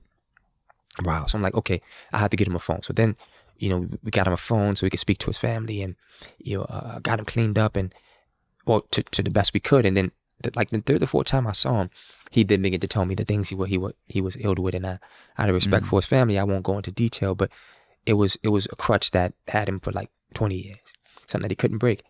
And he was like, man, yo, Greg, he's like, man, people treat me like I'm nothing.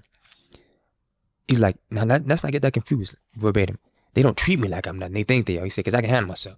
He said, if I need you, I can stand right up and handle. I'm like, I'm right up, right? He's like, yeah, but man, they just walk past me. And he's like, I feel human, man. I'm like, because you are. At the end of the day, despite your circumstances, despite what you've done, you are human. And I say, who am I to say that I haven't done things that may have been more harmful than you did? I'm human just like you, man. So in this moment, this human moment that this bigger entity allows us to be in the same space, like, welcome. So then I talked it over with my team, and I was like, yo, I think that we need to record that song. We had a whole different game plan for what the first single would be after the pandemic. This song I was just like performing, like figuring out where I want to go with it. So like, you know what, let's invite him on this song. So I invited him to the studio, and he came out, and he was like, yo, thank you so much for this. I appreciate you. I've always wanted to sing. He was like 62, had never been in the studio, had a great voice though, but he's very great percussionist. I played with some great different musicians over the years, and he was kind of telling us his story, and I was like, yo, let's record this song. So we recorded it, we put the song out, and the plan was a portion of the proceeds would go to helping him to find stability. We had looked into different drug treatment programs to get him help, and we had begun to call different people and facilitate this. And I had heard just some weeks ago that he had been found dead on the subway platform, and it was like this 3-month cycle that changed like my life too, man. Like the thing that was meaningful was my sons witnessed it, right? Like they were like, Pops, what are you doing? Like, this guy's homeless. I'm like, yeah, but he's human and he has a story to tell.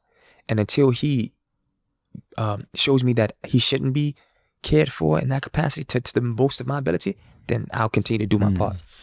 And every day I would see him, man, I'd give him money. And, I was letting him know that we were preparing for a show at Times Square. And I was like, man, we would love for you to be there. We want to, get you cleaned up. And I think that was a bit too much for him. He just wasn't ready for that part. But, we were very welcoming, and helping him to get the things he needed to begin to evolve his life. And I think the bigger thing was trusting the moment, right? Trusting the moment in a very unconventional way. Trusting the moment, looking for nothing in return, and then more than you could have ever imagined comes back. And just never forgetting to treat people like decent human beings. Like for me, if we want to talk about it from a like monetary level or like a algorithm level, like my engagement went through the roof. It went from like maybe 10,000 followers to like almost 100,000. Between like social media and like all social media platforms. Viewership went into the millions, and a day ago, most people didn't even recognize this guy, and because he decided to share his gift, he will now have a legacy that will live on forever.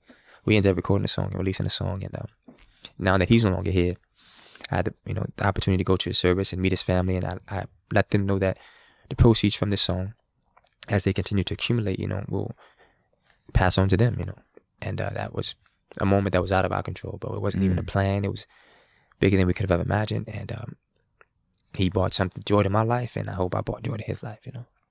That's beautiful. Yeah. So I heard the song on your Spotify page before I saw the clip of Jason Corwise, because I saw Something in the Air, and I saw his name in the credits. And then later when I started doing some research for the podcast and I went to your Instagram, YouTube page, I saw that clip with Jason, where if people want to see it on your page, and they absolutely should, go to Greg Banks on Instagram or YouTube. You can also type in Jason Corwise, and I'm sure it'll come up on one of those platforms. And that's incredible to even know that. Yeah, and to see you playing, and then whoever was filming it on the subway panning to him, and he didn't actually have a physical microphone on him, but his voice was so full and loud. It was filling up the station that it didn't feel like, oh, like I can't hear it. Like, can someone give this guy a microphone? It was filling up the sound, and it was, his energy was just, absolutely losing himself in that moment. And, speaking of needing something, it seemed like he was looking for that, or he, I don't want to say he needed that, because I didn't know him, but like whatever reason, his soul was drawn to that moment, and he had to let it out, and he did.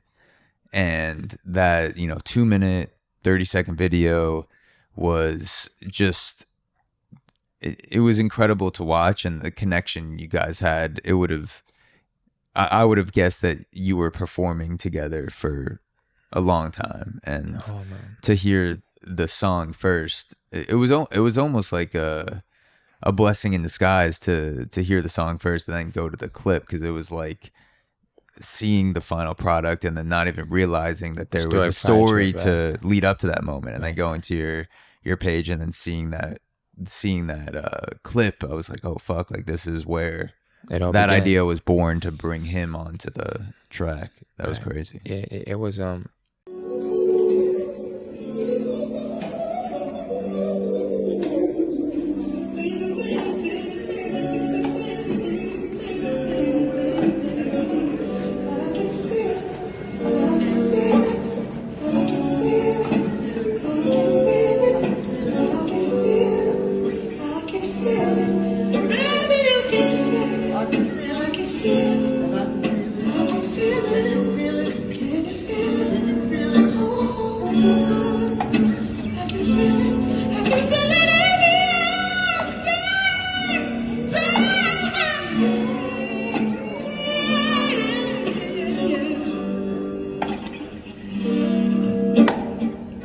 Practice my guitar, hoping to one day play for $1,000,000 fans.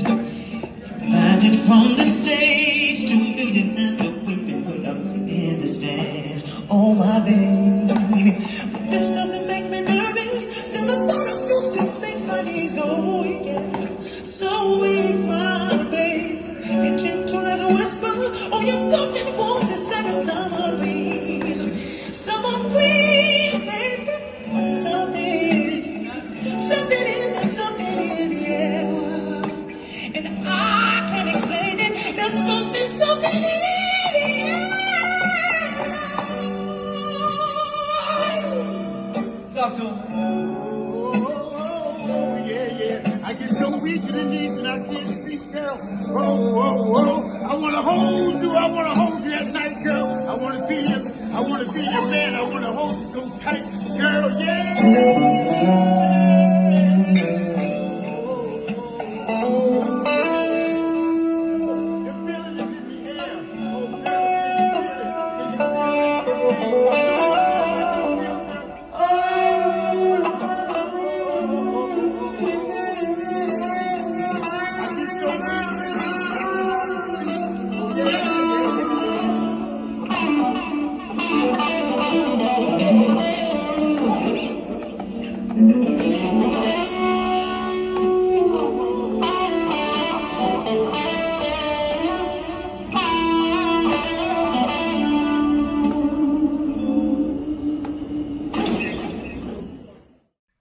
he said though, he was like, man, thank you for this. He's like, I'm in survival mode every single day. And I think now speaking it puts everything into perspective, right? Like he's like, I can't show vulnerability in the streets. I'm living in the subways. Like I have to be like pensive and like no bullshit allowed type personality. And he's like, he would come over, and just sit there, man, for hours and just kick back and just vibe to me. And he'd jump in sometimes and just sing. But he's like, yo, I listen for your guitar. And then I don't know where he was living before, but he moved into that station at like way down at the end. He's like, yeah, man, I live down there. So he could be there when I came. He would tell me that he would run the other guys away. Yeah. He's like, man, it's not Banks. Yo, he's coming back. Well, yo, what Banks? Man, get out of here, man. Banks coming in. Just talking shit. Like, this is Banks territory. Get the fuck out of here, bro.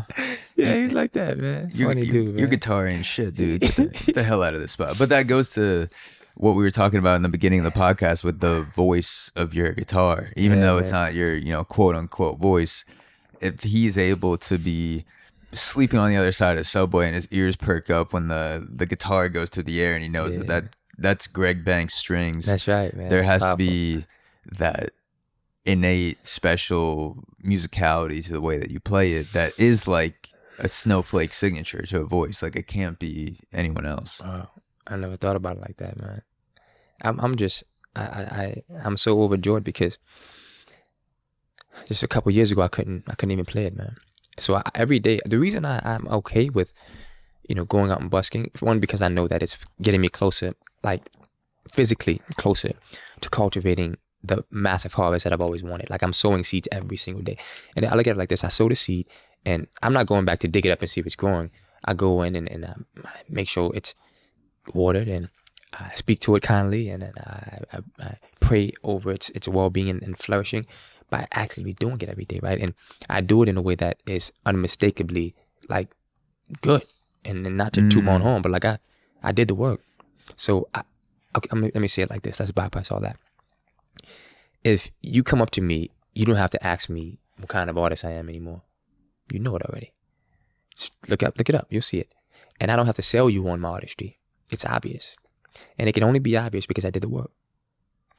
The explanation is in the work. The proof is in the pudding, like they say, So it's because of these countless hours of commitment that I can say, you tell me what you think. I'm not going to explain it to you. You listen, and to be able to speak to the instrument like that. And I feel like I have so far to go. I listen to guys like Stevie Ray Vaughan and B.B. King and Hendrix and Curtis Mayfield and George Benson, just name a few, Son House. And I'm like, Kingfish. And I'm like, yo, these guys are nasty. Like they could tell you a whole story with their guitar and never have to sing a word. I feel like I have so much further to go, And for people, even like yourself, to appreciate that, it's an honor, I think maybe it's just like underplaying myself, maybe like like again, like it's like keep striving continuously, and not thinking about where you're at in the moment, Yeah, it's that balance, trying to visualize something and then being present at the same time. Right. Yeah. Speaking of the work, I'm gonna let my bladder work for a little bit and take a piss, but I'll be right back. I'm gonna take a little break. Sure. And we'll close it out. No doubt. Well, rest in peace to Jason Corwise. Yeah. That's a beautiful moment in time, and yeah. So rest in peace, Jason. Rest in peace, Jason. So speaking of watching your clips on Instagram and checking out your social media, one thing that is absolutely undeniable, which I witnessed the first time I saw you playing the subway, is your style. Like your aesthetic and the way that you dress and just your vibe overall is, it just hits you in the face as soon as you see it. And it's just a part of everything with the music and the experience, the Greg Banks experience. So I wanted to ask you, how have you built your style and your swagger with what you wear? Because I'm so curious, because it all comes together so well, and it doesn't look like anything I could just walk into a Nordstrom rack and pick off the shelf. Like I need to specifically seek out the Greg page, the Greg Banks page or store, whatever it is. So how have you built your aesthetic over the years? Speaking of Nordstrom rack, that's your cue. Like And he should be a Greg Banks rack. Like, holla. Let's make it There happen. you go. Yes. If anyone's listening to this at Nordstrom Rack or Saks Fifth, Saks off Fifth, like have a Greg Banks style section where you take his Instagram, you Banks blow up a collection, photo baby. in front of the rack, and you say, if you like this outfit, here you go. And give me credit when you do it. Don't try to go around it. You know, holla at me. And money, not just credit. Oh yeah, the 20%. Oh yeah, big time. Maybe more than that. But yeah, there you go. It wasn't a soul, you know, project. It was I came to New York from New Orleans with a very great sense of style. I grew up in a big family, and we didn't have money for like Dillard's and Macy's, which was like the Saks of the time when I was growing up in New Orleans.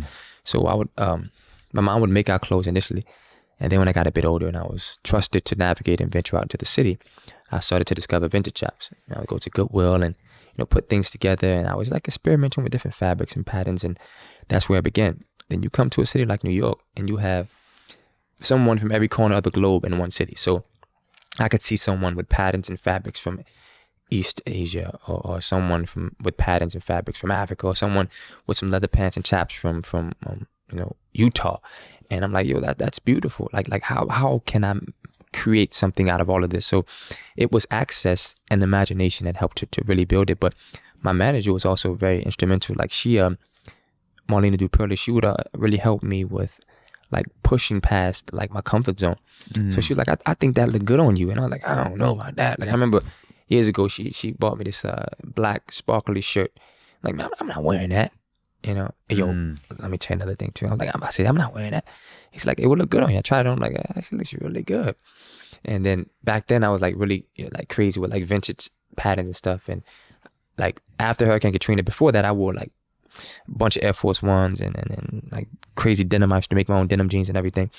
But once somebody had broke into my house, I'm bringing the story back and bring it forward. They broke into my house when I was living in Natchez, Mississippi, and they stole all of my Air Force Ones, all my denim jeans. They left me with like, after we lost everything, they left me with like slacks and like a couple pairs of dress shoes. So I'm like, okay, maybe this is like a sign for me to like change my style. So that's really where I went. Was this the house in Mississippi? Yeah, this was the apartment that I was living in by myself. Yeah, like they broke in and stole the TV and everything. And my mom was like, don't worry, son, one day they'll see you on it. That was her encouragement, you know. But yeah, after we lost everything, they just came and stole everything. But what they left me with had begun to become like my signature style. So for a while I had abandoned denim. I'm like, man, I don't want to wear no denim. But of course I got over that hump. And so with her New York City grit, you know, her New York City upbringing, like she knew all the dope spots to go to, you know, and she would take me to these spots, and I would begin to discover like what actually worked for me, like my frame, my style, like what story did I want to tell? Not story in the sense of this fictitious narrative, but what story did I want to tell through my spirit's expression? The cohesive story, not this one-off thing. Like, what was my spirit saying? And now I had this plethora of access in front of me, like all these different fabrics and patterns and these different ideas that I could create. And that's where I began, man. You know, like the whole world is at our fingertips in this city. So, like I said, I could see corners of the globe through fashion that I wouldn't have been able to see in New Orleans. And then I could take a piece of that and a piece of this and a piece of that and then tell a different story. You know. So let's take, for example, the outfit you're wearing today, which has a lot of Western elements in it. You got the cowboy boots, you have the tie, you have the vest, but it also does not feel like an old Western outfit. Like it's a very modern slickness to it. Yeah.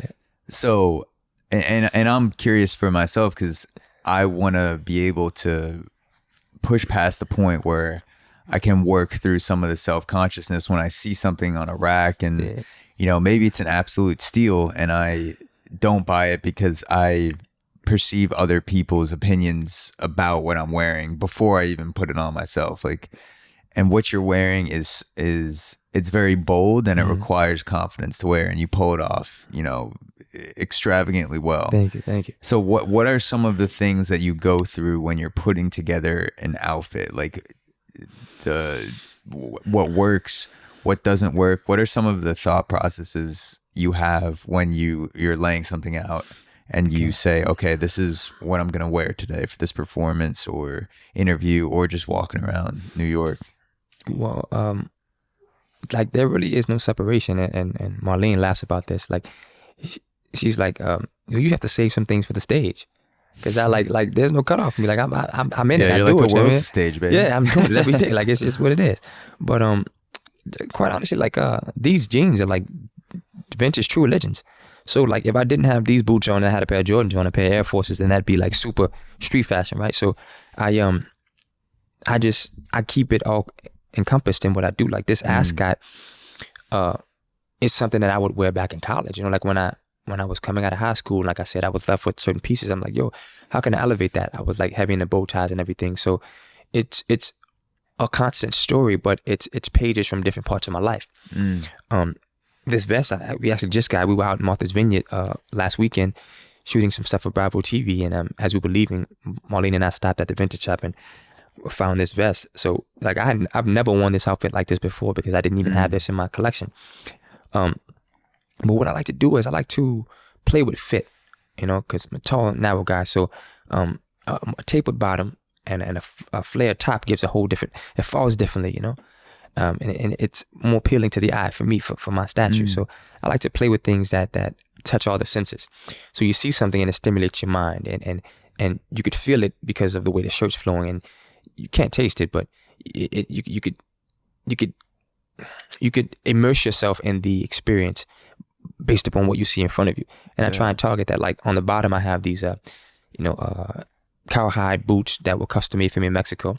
Found a guy on Etsy, and I was a bit leery at first because I had to pay him first before I got the boot, but it ended up being amazing. I had an idea, I sent him the idea, and he ended up custom making these for me. So this is an ode to my childhood, you know, summers in Mississippi, you know. And I try and keep that present in all that I do. You know, I try and just keep a little bit of my journey and my feelings in the moment and projected feelings in what I wear. I just try to be an example of that every day. Yeah, I admire it. And I had a phase where I was exclusively wearing black and dark colors. And I told myself, I enjoyed what I was wearing at the time. This was, you know, right when I graduated college, I was very into just like, you know, wearing black leather jacket, black jeans, black shirt, you know, very just that look. And I told myself that this was good because I had to make less decisions for what to wear when I go out. And then I realized that deep down, it was a cop out. And not that I'm wearing like the wildest shit now. Like I have no one's going to look in my closet and be like, oh my God, I can't believe that in there. But there's a lot more color than I used to have, at least. And I realized that the all black was a cop out, and I was rationalizing it by saying that this is going to cut down the decision-making process. So it's actually a good thing. And in reality, I was just afraid to wear something that I viewed as going against the past personality repertoire that I had built up to that point. Like if I put this on, this is somehow going against the person I was up until the moment I wore this outfit. And I don't know, it's just you see that sometimes with people or with industries where there's a certain look and that look is justified based on, well, if you aren't putting effort into your decision-making process for what you're wearing that day, then you have more energy to do the rest of the tasks for that day. But I think it actually sucks the energy out of you when you're not putting energy into your appearance and what you're wearing. I think that it actually feeds off each other. And a lot of times when I'm wearing my best outfit, or maybe, you know, I even it might take me 2 or 3 hours to plan something out and actually go there and pick it up and then lay it out, try on 6 different options, then finally pick the one. That week I will have a higher energy level, and I may create something that I wouldn't have thought of just because I'm walking around being like, fuck, like I look good that night. Right. Like that was like everything was on point, and that made me feel really good. And then I started experimenting more with my outfit. So I admire the way that you put things together. And, you know, I've scrolled through your feed, and I saw you that night on the G train and what you're wearing now. Like it's very, you know, it screams Greg Banks in a Appreciate that, man. like not an overbearing type of way. It's like, it feels very natural.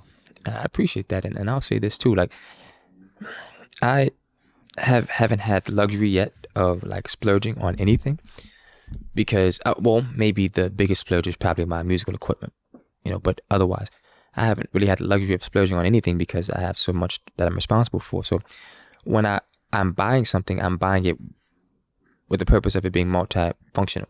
So I try and think about how I can incorporate that into my wardrobe and give my wardrobe more dimension. So that's kind of like, that's my philosophy. Like I'm sure that soon when I have the ability, I'll probably go and say, I want that. But it's probably be something that's custom made. You know what I mean? Like there's some things that are made by higher brands that I'm like, I like the way that fits. That'll definitely look good on me. But more so, I'd probably like connect with this designer and create a bunch of like vests like this, but in different colors. You know what I mean? Yeah. So but ultimately it's just like being resourceful in what I wear and knowing that it's going to serve me in multiple arenas. So just make it dynamic, you know. But to a point you were making earlier, it's like Marlene might laugh at this, but I said to her, man, I'm not wearing all black years ago. I'm not wearing all black. But all black is sleek, bro. Like you know, black really is a sharp and crisp color, and it really screams confidence, man. Like it's like, yo, you're gonna wear this one color and still, you know, penetrate through it and still be you. So like it could be that too, right? Like you could wear something all black and have different fits and different textures and different patterns, and it's like, yo, that's dynamic. For example, yesterday I had on all black suede leather pants with some silver studs down the side, and I had this black vest with a zip up the middle, and I had this black fringe jacket on top. So it's hell yeah. And the vest was like crop, so it's had different dimensions and different textures. So it's like it's one color, but it's multi-dimensional, right? So like I think I like to play with that as well, you know. If someone the next time you were busking, if someone walked past you, stopped, looked you in the face, and said, I'm going to Venmo you $10,000 right now, but you have to swear to me that you will spend it on one outfit and one outfit only. What would you, and you had to purchase it within 24 hours. So around New York City, $10,000 budget, one outfit only. Okay, How would you put it together? Where would you go? What stores, pieces, things like that? How would you put it together? Man, you're making it difficult as hell, bro. So it could be. So what makes one outfit? Because I wear a lot of accessories. So I'll define one outfit as a variety of clothing that you wear or plan to wear simultaneously. So accessories included. All right. So what I'm gonna do? I'm gonna play it up a notch. I'm gonna shop for the coldest day of the year. So I'm gonna get the bombest fur coat. You know what I'm saying? I'm gonna take it there. So I like it. So I can wear like 18 pieces clothes. Yeah. I love it. I'm probably gonna go. Forgive me if I forget you, and it has to be like, because there's people that I know that make dope stuff too. So I go to them as well. But okay, hypothetically, do I have to name a brand or just like name pieces? Whatever feels more complete. If you have a brand in mind, you can name it, or if it's just a piece, you can name that too. Okay, so my guy Jay Koss, he has the funky down in Soho in the Village. He has the funkiest animal skin pants. Like he has like these lime green leather reptile skin pants. I would definitely get a pair of those. Those are probably like 2 racks easily, probably more. Definitely get a pair of those. Those are lime green. Yeah, man. And he has them in pink, he has them in sky blue. So I can't wear 2 pairs of pants, so I probably wouldn't do that. But I get one of them, and I'd get some custom taps from him too to wear on top of that. That's wild. Maybe I'd get a couple. I'd definitely get a couple dope pieces of jewelry from Johnny Nelson. He makes some amazing custom pieces. I'd also get a custom choker and 2 custom bracelets from Scraps and Delicacies. It's amazing. Brooklyn-based company that makes extravagant custom leather pieces. I wear them a lot when I'm playing. Like she repurposes like old bags, like vintage, like Gucci Dior bags, or like specialty leathers. And she makes beautiful cuffs and chokers. I'd get something like that. I'd get probably get a couple pieces of arm candy from Chrome Hearts. I'd get some beautiful frames. I don't know exactly from which company, but I get some nice glasses, a nice hat, you know, custom made, a nice fur throw to add on top of my my jacket. That'll probably run me up to 10,000. I mean, I know exactly where to go, you know. So it'd probably be like a nice jacket, overcoat, like a fur coat, a vest underneath that, a nice beautiful silk shirt, probably custom made by Dapper Dan, some nice leather pants with nice chaps on top, some silk socks, custom made boots, custom made jewelry. Yeah, that'd probably be yeah. So something you said about the frames, I was gonna gloss over this, but it reminded me of a quote from Marilyn Manson, and I just finished his book, The Long Hard Road to Hell. And he has a line in there where he writes, if you act like a rock star, you will be treated like one. And when I think of a rock star, I think of someone who wears sunglasses inside. Like that is one of the things that crosses my mind where I'm like, okay, this dude's wearing sunglasses inside. You know, it's a saying like he's either an asshole or a rock star. Like you got to be one of those things. Yeah, definitely. And you're definitely the rock star vibe. Yes, so indeed. do you think has there been truth to that in your experience, where if you act like a rock star or whatever the self-actualization of What you your wanna become, yeah. creative expression is, you get treated like that? Has that been true for you? Oh, of course. Before I could play the guitar, I would carry it around because I wanted to manifest the feeling that I would have when doing so. Yeah, I totally agree with that. Like, you have to believe in what you'll become wholeheartedly to the point where you actually act it out, and then you wake up one day living in it. You know, you have to be it in mind, body, and spirit before you actually physically become it. You know, totally agree with that.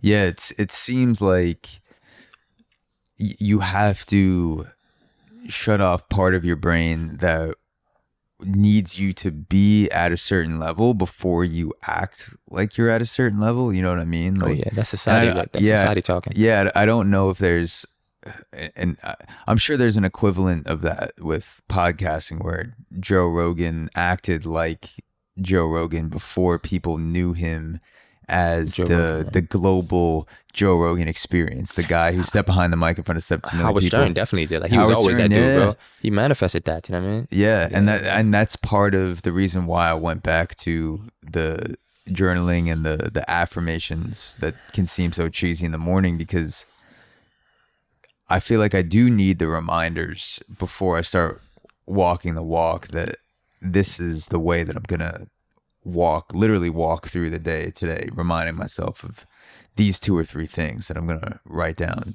And I'm not on the same journey as you, so I don't know what it feels like to have the sunglasses inside and be on the other side of the conversation where you're the music artist getting interviewed. But I would imagine that there is an element of putting on a certain piece of clothing, whether it's sunglasses or jacket or something, and then that switches on something inside of you, like an external link to the internal, or the internal link to the external. Like, it's not just sunglasses. No. It's like, this is my being, an extension of my being. That would be my guess. Well, it's a duality. I'm just tired of shit, man. So there we go. Yeah. So it's like, yo, I'm tired of shit. So I got the glasses on, but yeah, it definitely creates a mystique, you know. Like, it's like, who's the person behind the glasses? Like, what's in your eyes, you know? Because your eyes see a lot. So it's like, let it be a desirable thing for you to want to know who's behind it, you know. And it's like somewhat of a blockage, like you can't get access to it. So the glasses are like a force field of some sort that you can't just walk into. So if I take them off, I really want you to see what I'm saying to you. Yeah. You know what I mean? I do feel more vulnerable when I walk around without sunglasses outside. But of course. Sometimes I don't need the sunglasses, and I put them on anyway, because I'm like, some part of me doesn't want to deal with interaction right now. And I feel like I have a 10% blockage from someone coming up to me and saying something to me. Maybe I don't have the energy for a social interaction to the level I did in the morning or something like that. But it's like this little thing that separates you from looking at another person. And I don't know what it is, but it does feel good. Like, when I put them on, it's like, this is something. I can't put my finger on it, but there is something here. It's similar to like putting headphones on and not listening to music. Like if you have on glasses, someone can't necessarily know if you're looking at them or not. And if you have on AirPods with nothing playing, you could pretend like you're listening and can't hear them. So I guess it's like you can anti-social out for a moment. You know what I mean? Like I don't want to talk right now, so I'm bow my head, nothing going on. You know, so you're like, hey, you're like, you know, I can't really hear you. Like, yeah. So that happens. I mean, that's real too. Sometimes you just don't want to be bothered. You know. I'll wear dead headphones sometimes. Nothing's playing in it, and I'll just act like I can't hear someone if I don't feel like doing. I'm just like, yeah, these died 4 hours ago, but sorry, I can't hear right now. I'm just gonna walk right by. That's right. So like, hey. So exactly. So as we end off, I have a couple questions that I dug up from Ask Reddit that are music specific, and these seem to be, or not seem to be, but they were very popular in the Ask Reddit, you know, 40,000 upvotes, which is crazy for a single question. And one of these questions was, you find yourself on a version of Earth who's never heard music. So you've heard music, but you go to Earth and no one's ever heard it. You have the complete catalog of all the music that's ever existed. What's the first piece of music you introduce them to? Very easy question. Just kidding. Damn. So you have an entire planet of people that have no idea what music is, never heard it. Right. Maybe they've heard like alien signals from another planet, like, oh shit, like they're listening to this thing called music. I probably play Purple Rain for him first. Mm. Yeah, man. That's a special one, man. And then I play Trilla. I play Al Green. I'm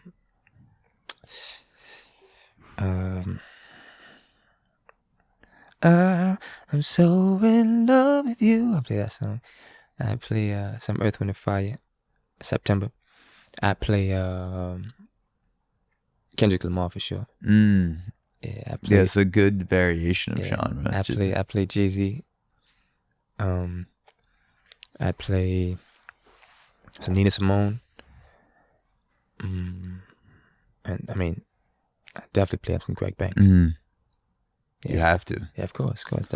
I give them, without them knowing, a history of of what they can expect to hear when they get to me. It's like, oh, these people inspired you. Definitely, big love. Got to play some Nas too. Mm.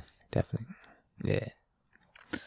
So Tom Cruise is about to shoot a movie in space on the space station. Do you think you'll see a music festival or a music concert in space before you die? Yeah, I do. I think so. I think it'll probably be from a vessel though. Like it'll be, it'll probably be artists who are flown up to this other vessel that's docked on a particular planet, probably the moon, and then on that planet is where the festival will take place. Yeah. And from there, we could see it like happening real time. Yeah. Yeah. And if we were to launch a group of people to start a society, let's say somewhere like Mars, because there's a lot of talk with billionaires doing space vacations and like all this crazy travel shit. That what group of people would you put together to travel to another planet and start a civilization? I would think you have to have a musician, an artist, someone who could sing, play music, or both, in order to keep the sanity on a vessel for people not trying to kill each other or kill themselves or something. Like there needs to be someone who's just completely separated from the engineering aspect, the mathematical aspect, and someone that can just ease the tension with some sort of musical vibe. Is it just one person, or is it could be six people? So if we're talking practically, and you could only send a certain amount of people, I would guess that a space company wouldn't send more than 1 or 2 people with just music, because they would try to pack, I'm guessing, as many engineers, mathematical people. It'd be a chef, a bomb-ass chef, and a good musician. Oh, yeah. I definitely, man. To feed the body and then another to feed the soul. To keep the peace. Yeah, for sure. How has being a father changed your life? Well, it makes me think 3-4 times before I make a decision. It gives more meaning to my sacrifices, more meanings to my no's to certain things that could have been yeses to the average person, because I'm thinking about the whole. I'm thinking about long term, like generational wealth and things of the sort. It encouraged me, maybe in a way that is irrational to some. It's like I can't be told no. Like there's nothing I can't do, because there are these young people watching me, and I'm the first example of the impossible. So it's changed my life, because it really propelled me to just be a warrior in everything that I do. Like no bowing out. Like go for it. Give it all you got, because this is your chance to add to the next people that will add value to this world. Like what are you going to do to sow the seed of value for them? Because we do one of two things: we add or we take away. So how can you be an example for them to add to this big kaleidoscope of life around us, you know? Yeah, I feel like in order for me to get close to the point where I can have some sort of forethought on what it would be like to be a father or be a parent, ayahuasca has to be part of that. Like, I just have to sit down with myself or with my partner and be like, all right, do we want to do this right now? Let's just, we're going to take a heroic dose of mushrooms. We're going to go to an ayahuasca ceremony. We're going to, get involved. But like on a serious note, that's something that has been in my pattern of thoughts recently, where everyone is familiar with the cliche that, being a parent, being a father, being a mother changes your life, and you couldn't have imagined the trajectory of your life without a son or daughter if you chose to, go a different direction. Like once you have a child, it's never the same. And I guess as someone who doesn't have a kid and doesn't have that responsibility and accountability, I'm looking for, some sort of just like feeling or affirmation to where I am making the right choice by having a child or not having a child. There's probably a good reason for that to not exist, because you just have to go all in and accept the fact that you're never going to be 100% ready. But I don't know. It's just, was there a moment before you had your first child where you had any sort of glimpse into the fact that this is going to change my trajectory in a way that I can handle or that will be positive? Or was it just like, fuck, this is happening, I'm gonna do what I have to do? Well, I want to first acknowledge that I was nowhere near the frame of mind that you're at now. Nor am I. I was a teenager, and I was a broken teenager. So it was all of it was made out of, turmoil and chaos. It was unaddressed trauma. And after I had my first kid, I was like, I guess I know what it takes: buy diapers and make sure they have what they need financially, and drop them off at school, and you work things out with their mom. I was broken and hurt, and I didn't even take a moment to realize the importance of the sacrifices or the decisions I was making, and the sacrifices that would later have to come. So it wasn't until my fourth son, man, I was like a sophomore in college, bro, and a sophomore in college. I was like, this is wow. Like, you are creating the very thing you despised in your father. But the thing was, that wasn't where I was heading in life before that. That was the after effect of trauma. And I hadn't had any healing from that. So I'm like, I guess the life that I was running from is all I'll ever have anyway, because that's what I've been reduced to anyway because of this catastrophe. So it wasn't until I woke up and realized that if I didn't change that, I was going to continue to create more of that, which I hated, and I'd never get to where I wanted to be. And I just decided to do something different. So now, with the foresight that I have, it was definitely something that I should have waited on, so that I could be a full father. And maybe someone would say, what is a full father?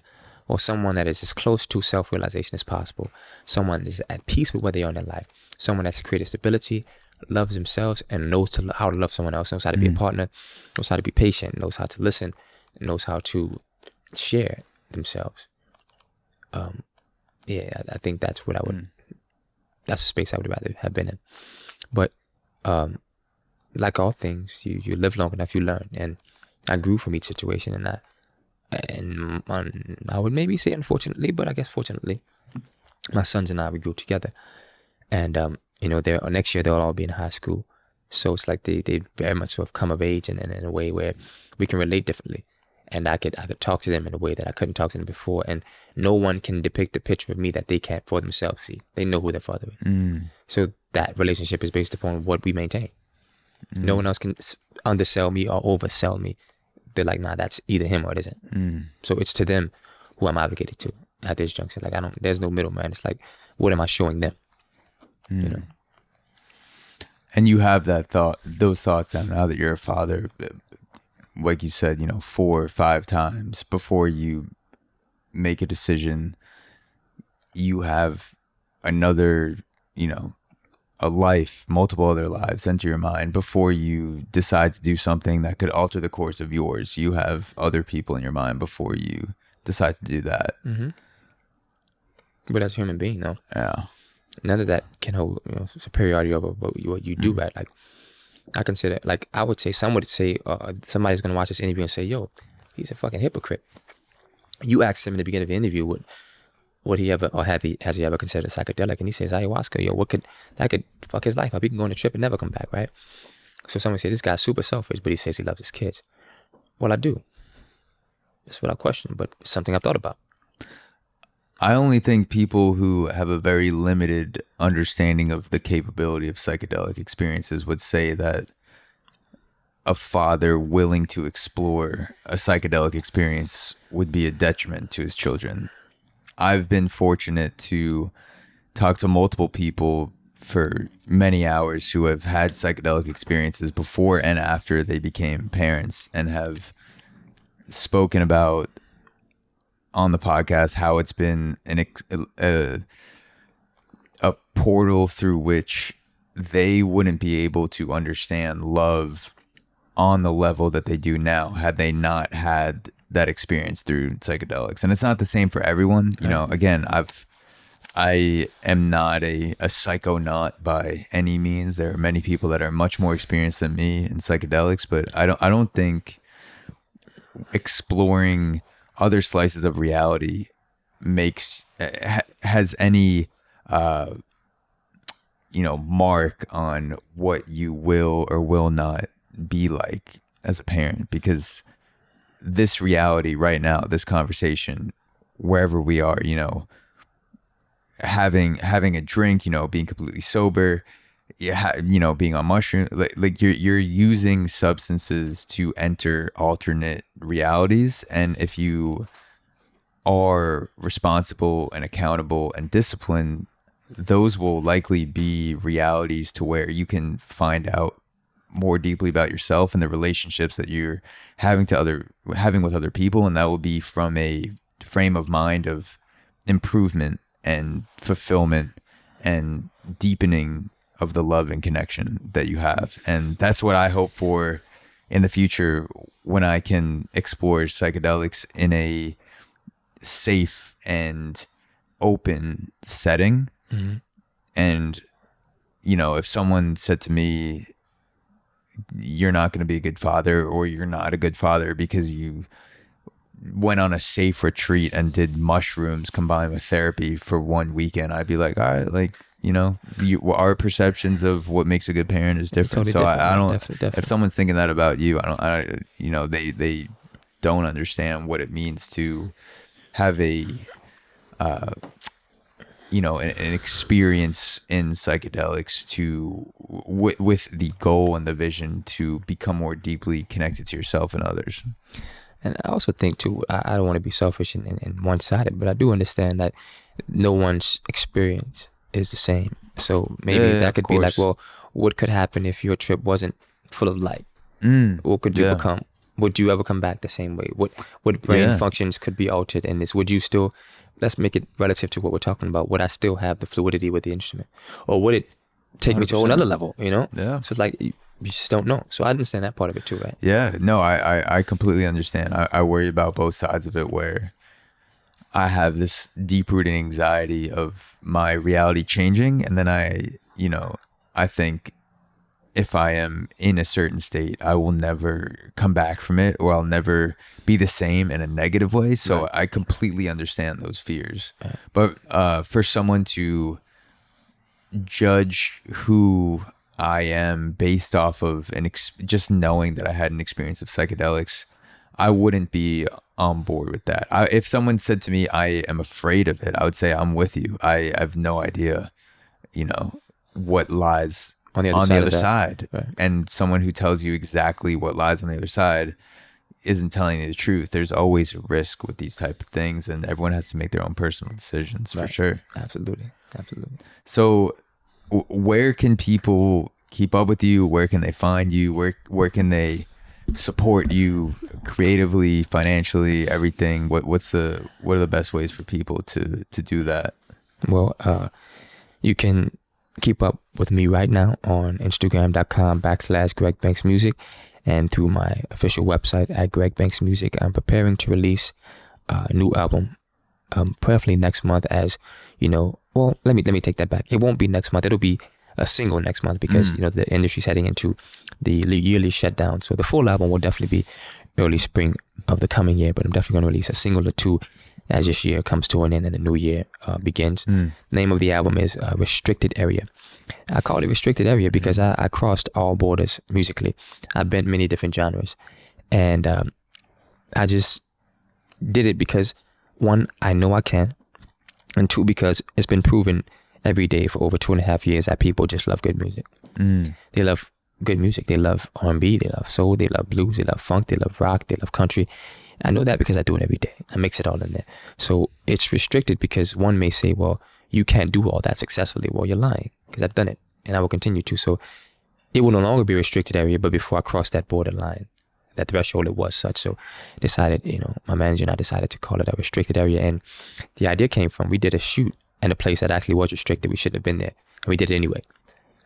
So we're like, yeah, that's a perfect name. Like, because if you keep following someone else's rules, you'll be limited by their expectations of you, So I think that was fitting for. Was this in space by chance? In outer space? No, this was We here. found Okay. This is here. We're my people planet. Yeah, I'm just joking. We were actually not. This far was from the here, first right? concert in outer space. Wow, that we were think talking about about, that. yeah. Whoa, you remember you heard it first though. Yeah. I see that. Tom Yeah. Cruise, holla at your boy. Yeah. Yeah, definitely. Yeah. So I'm excited about that, because these songs are all the songs that I wrote and have been performing over the past 2.5 years. Doing my Concert on the Block series. So the passion, the clarity in these songs are something I'm so very proud of. And I also saw on your Instagram and Marlene, your manager and partner, also Yes. share with me. We don't have to keep this in. We can cut this out if you want. But I know she told me your son is sick, and I saw you also have a GoFundMe on Instagram. Yes. If you wanted this to be included, you could tell briefly the story of what happened, and people can go check out the GoFundMe if they'd like to support. Definitely. And I can link definitely. that to the podcast as well. Absolutely. I greatly appreciate it. My stepson, Max, was diagnosed with non-Hodgkin's lymphoma a couple months back, and he's actually now in the thick of his chemo experiences, and he's largely holding up well in the face of the inevitable. Like, he's quickly began to see the side effects of it, like, losing his hair and things like that, but his spirit hasn't been compromised. Like, last week, he had finished his chemo session on Thursday, and Friday we were in Tompkins Square Park scootering. He was jumping over ramps, and he still wants to go out and shoot ball. And I'm learning so much from him, because as a full-grown adult, I don't know that I would have had the bravery to do that, to lose all my hair and go out and still feel confident in the face of the world. But he's showing me that, listen, that which I thought I knew and that which I'm working to apply every day, he's showing me by being brave in everything he's doing. He understands what he's going through, and he learned that this is not the entirety of your life. This is just a moment. And in this moment, you're going to learn the things you need to carry out through life. And I tell them, this is your one-on-one with God. This is God isolating you at this point in your life, so that where you're going for the rest of your life is unequivocally credited to this force bigger than all of us that's decided to bring something magical for you, you know. So yes, we do have a GoFundMe link on both my social media, Greg Banks Music, and his mom's at m.styles, and you could feel free to donate there. We greatly appreciate it. These proceeds are going to life after chemo for Max, because along with building up his immune system, it's, you know, creating the space for him to grow into the new version of himself, like, you know, increasing his space, because he's going to have to do homeschooling for quite some time, you know, before he's actually able to go back into normal society, because of, you know, his immune system want to make sure he's safe in that environment again.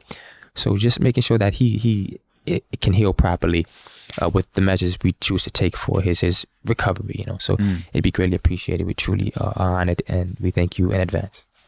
Well, he is a strong, creative, and vibrant example of a human being to call upon as a father, and I encourage people to check out the GoFundMe, and I will link everything to this podcast, and I will be checking it out myself. And thank you again, Greg Banks, for hopping on the show. This has been, you know, 2 hours and 20 minutes of a psychedelic experience in itself with the conversation, and, you know, who knows what'll happen in the future. But I look down at like an hour and 23 minutes, and another hour's gone by, and literally a snap of a finger. So that's always a sign of a good conversation. And thank you again for coming out. I really appreciate it. Well, thank you for having me. And you know, we were trying to do this earlier, and, you know, life kind of intervened prior to me expressing to you what the reason was. So I appreciate you for being willing to reschedule, and I'm happy to have been here and share these experiences. Of course, always. My birthday's coming up on Thursday too, so this is a hell of a milestone, you know. Happy early birthday. Yes, man. Thank you. Appreciate you, man. Thank you.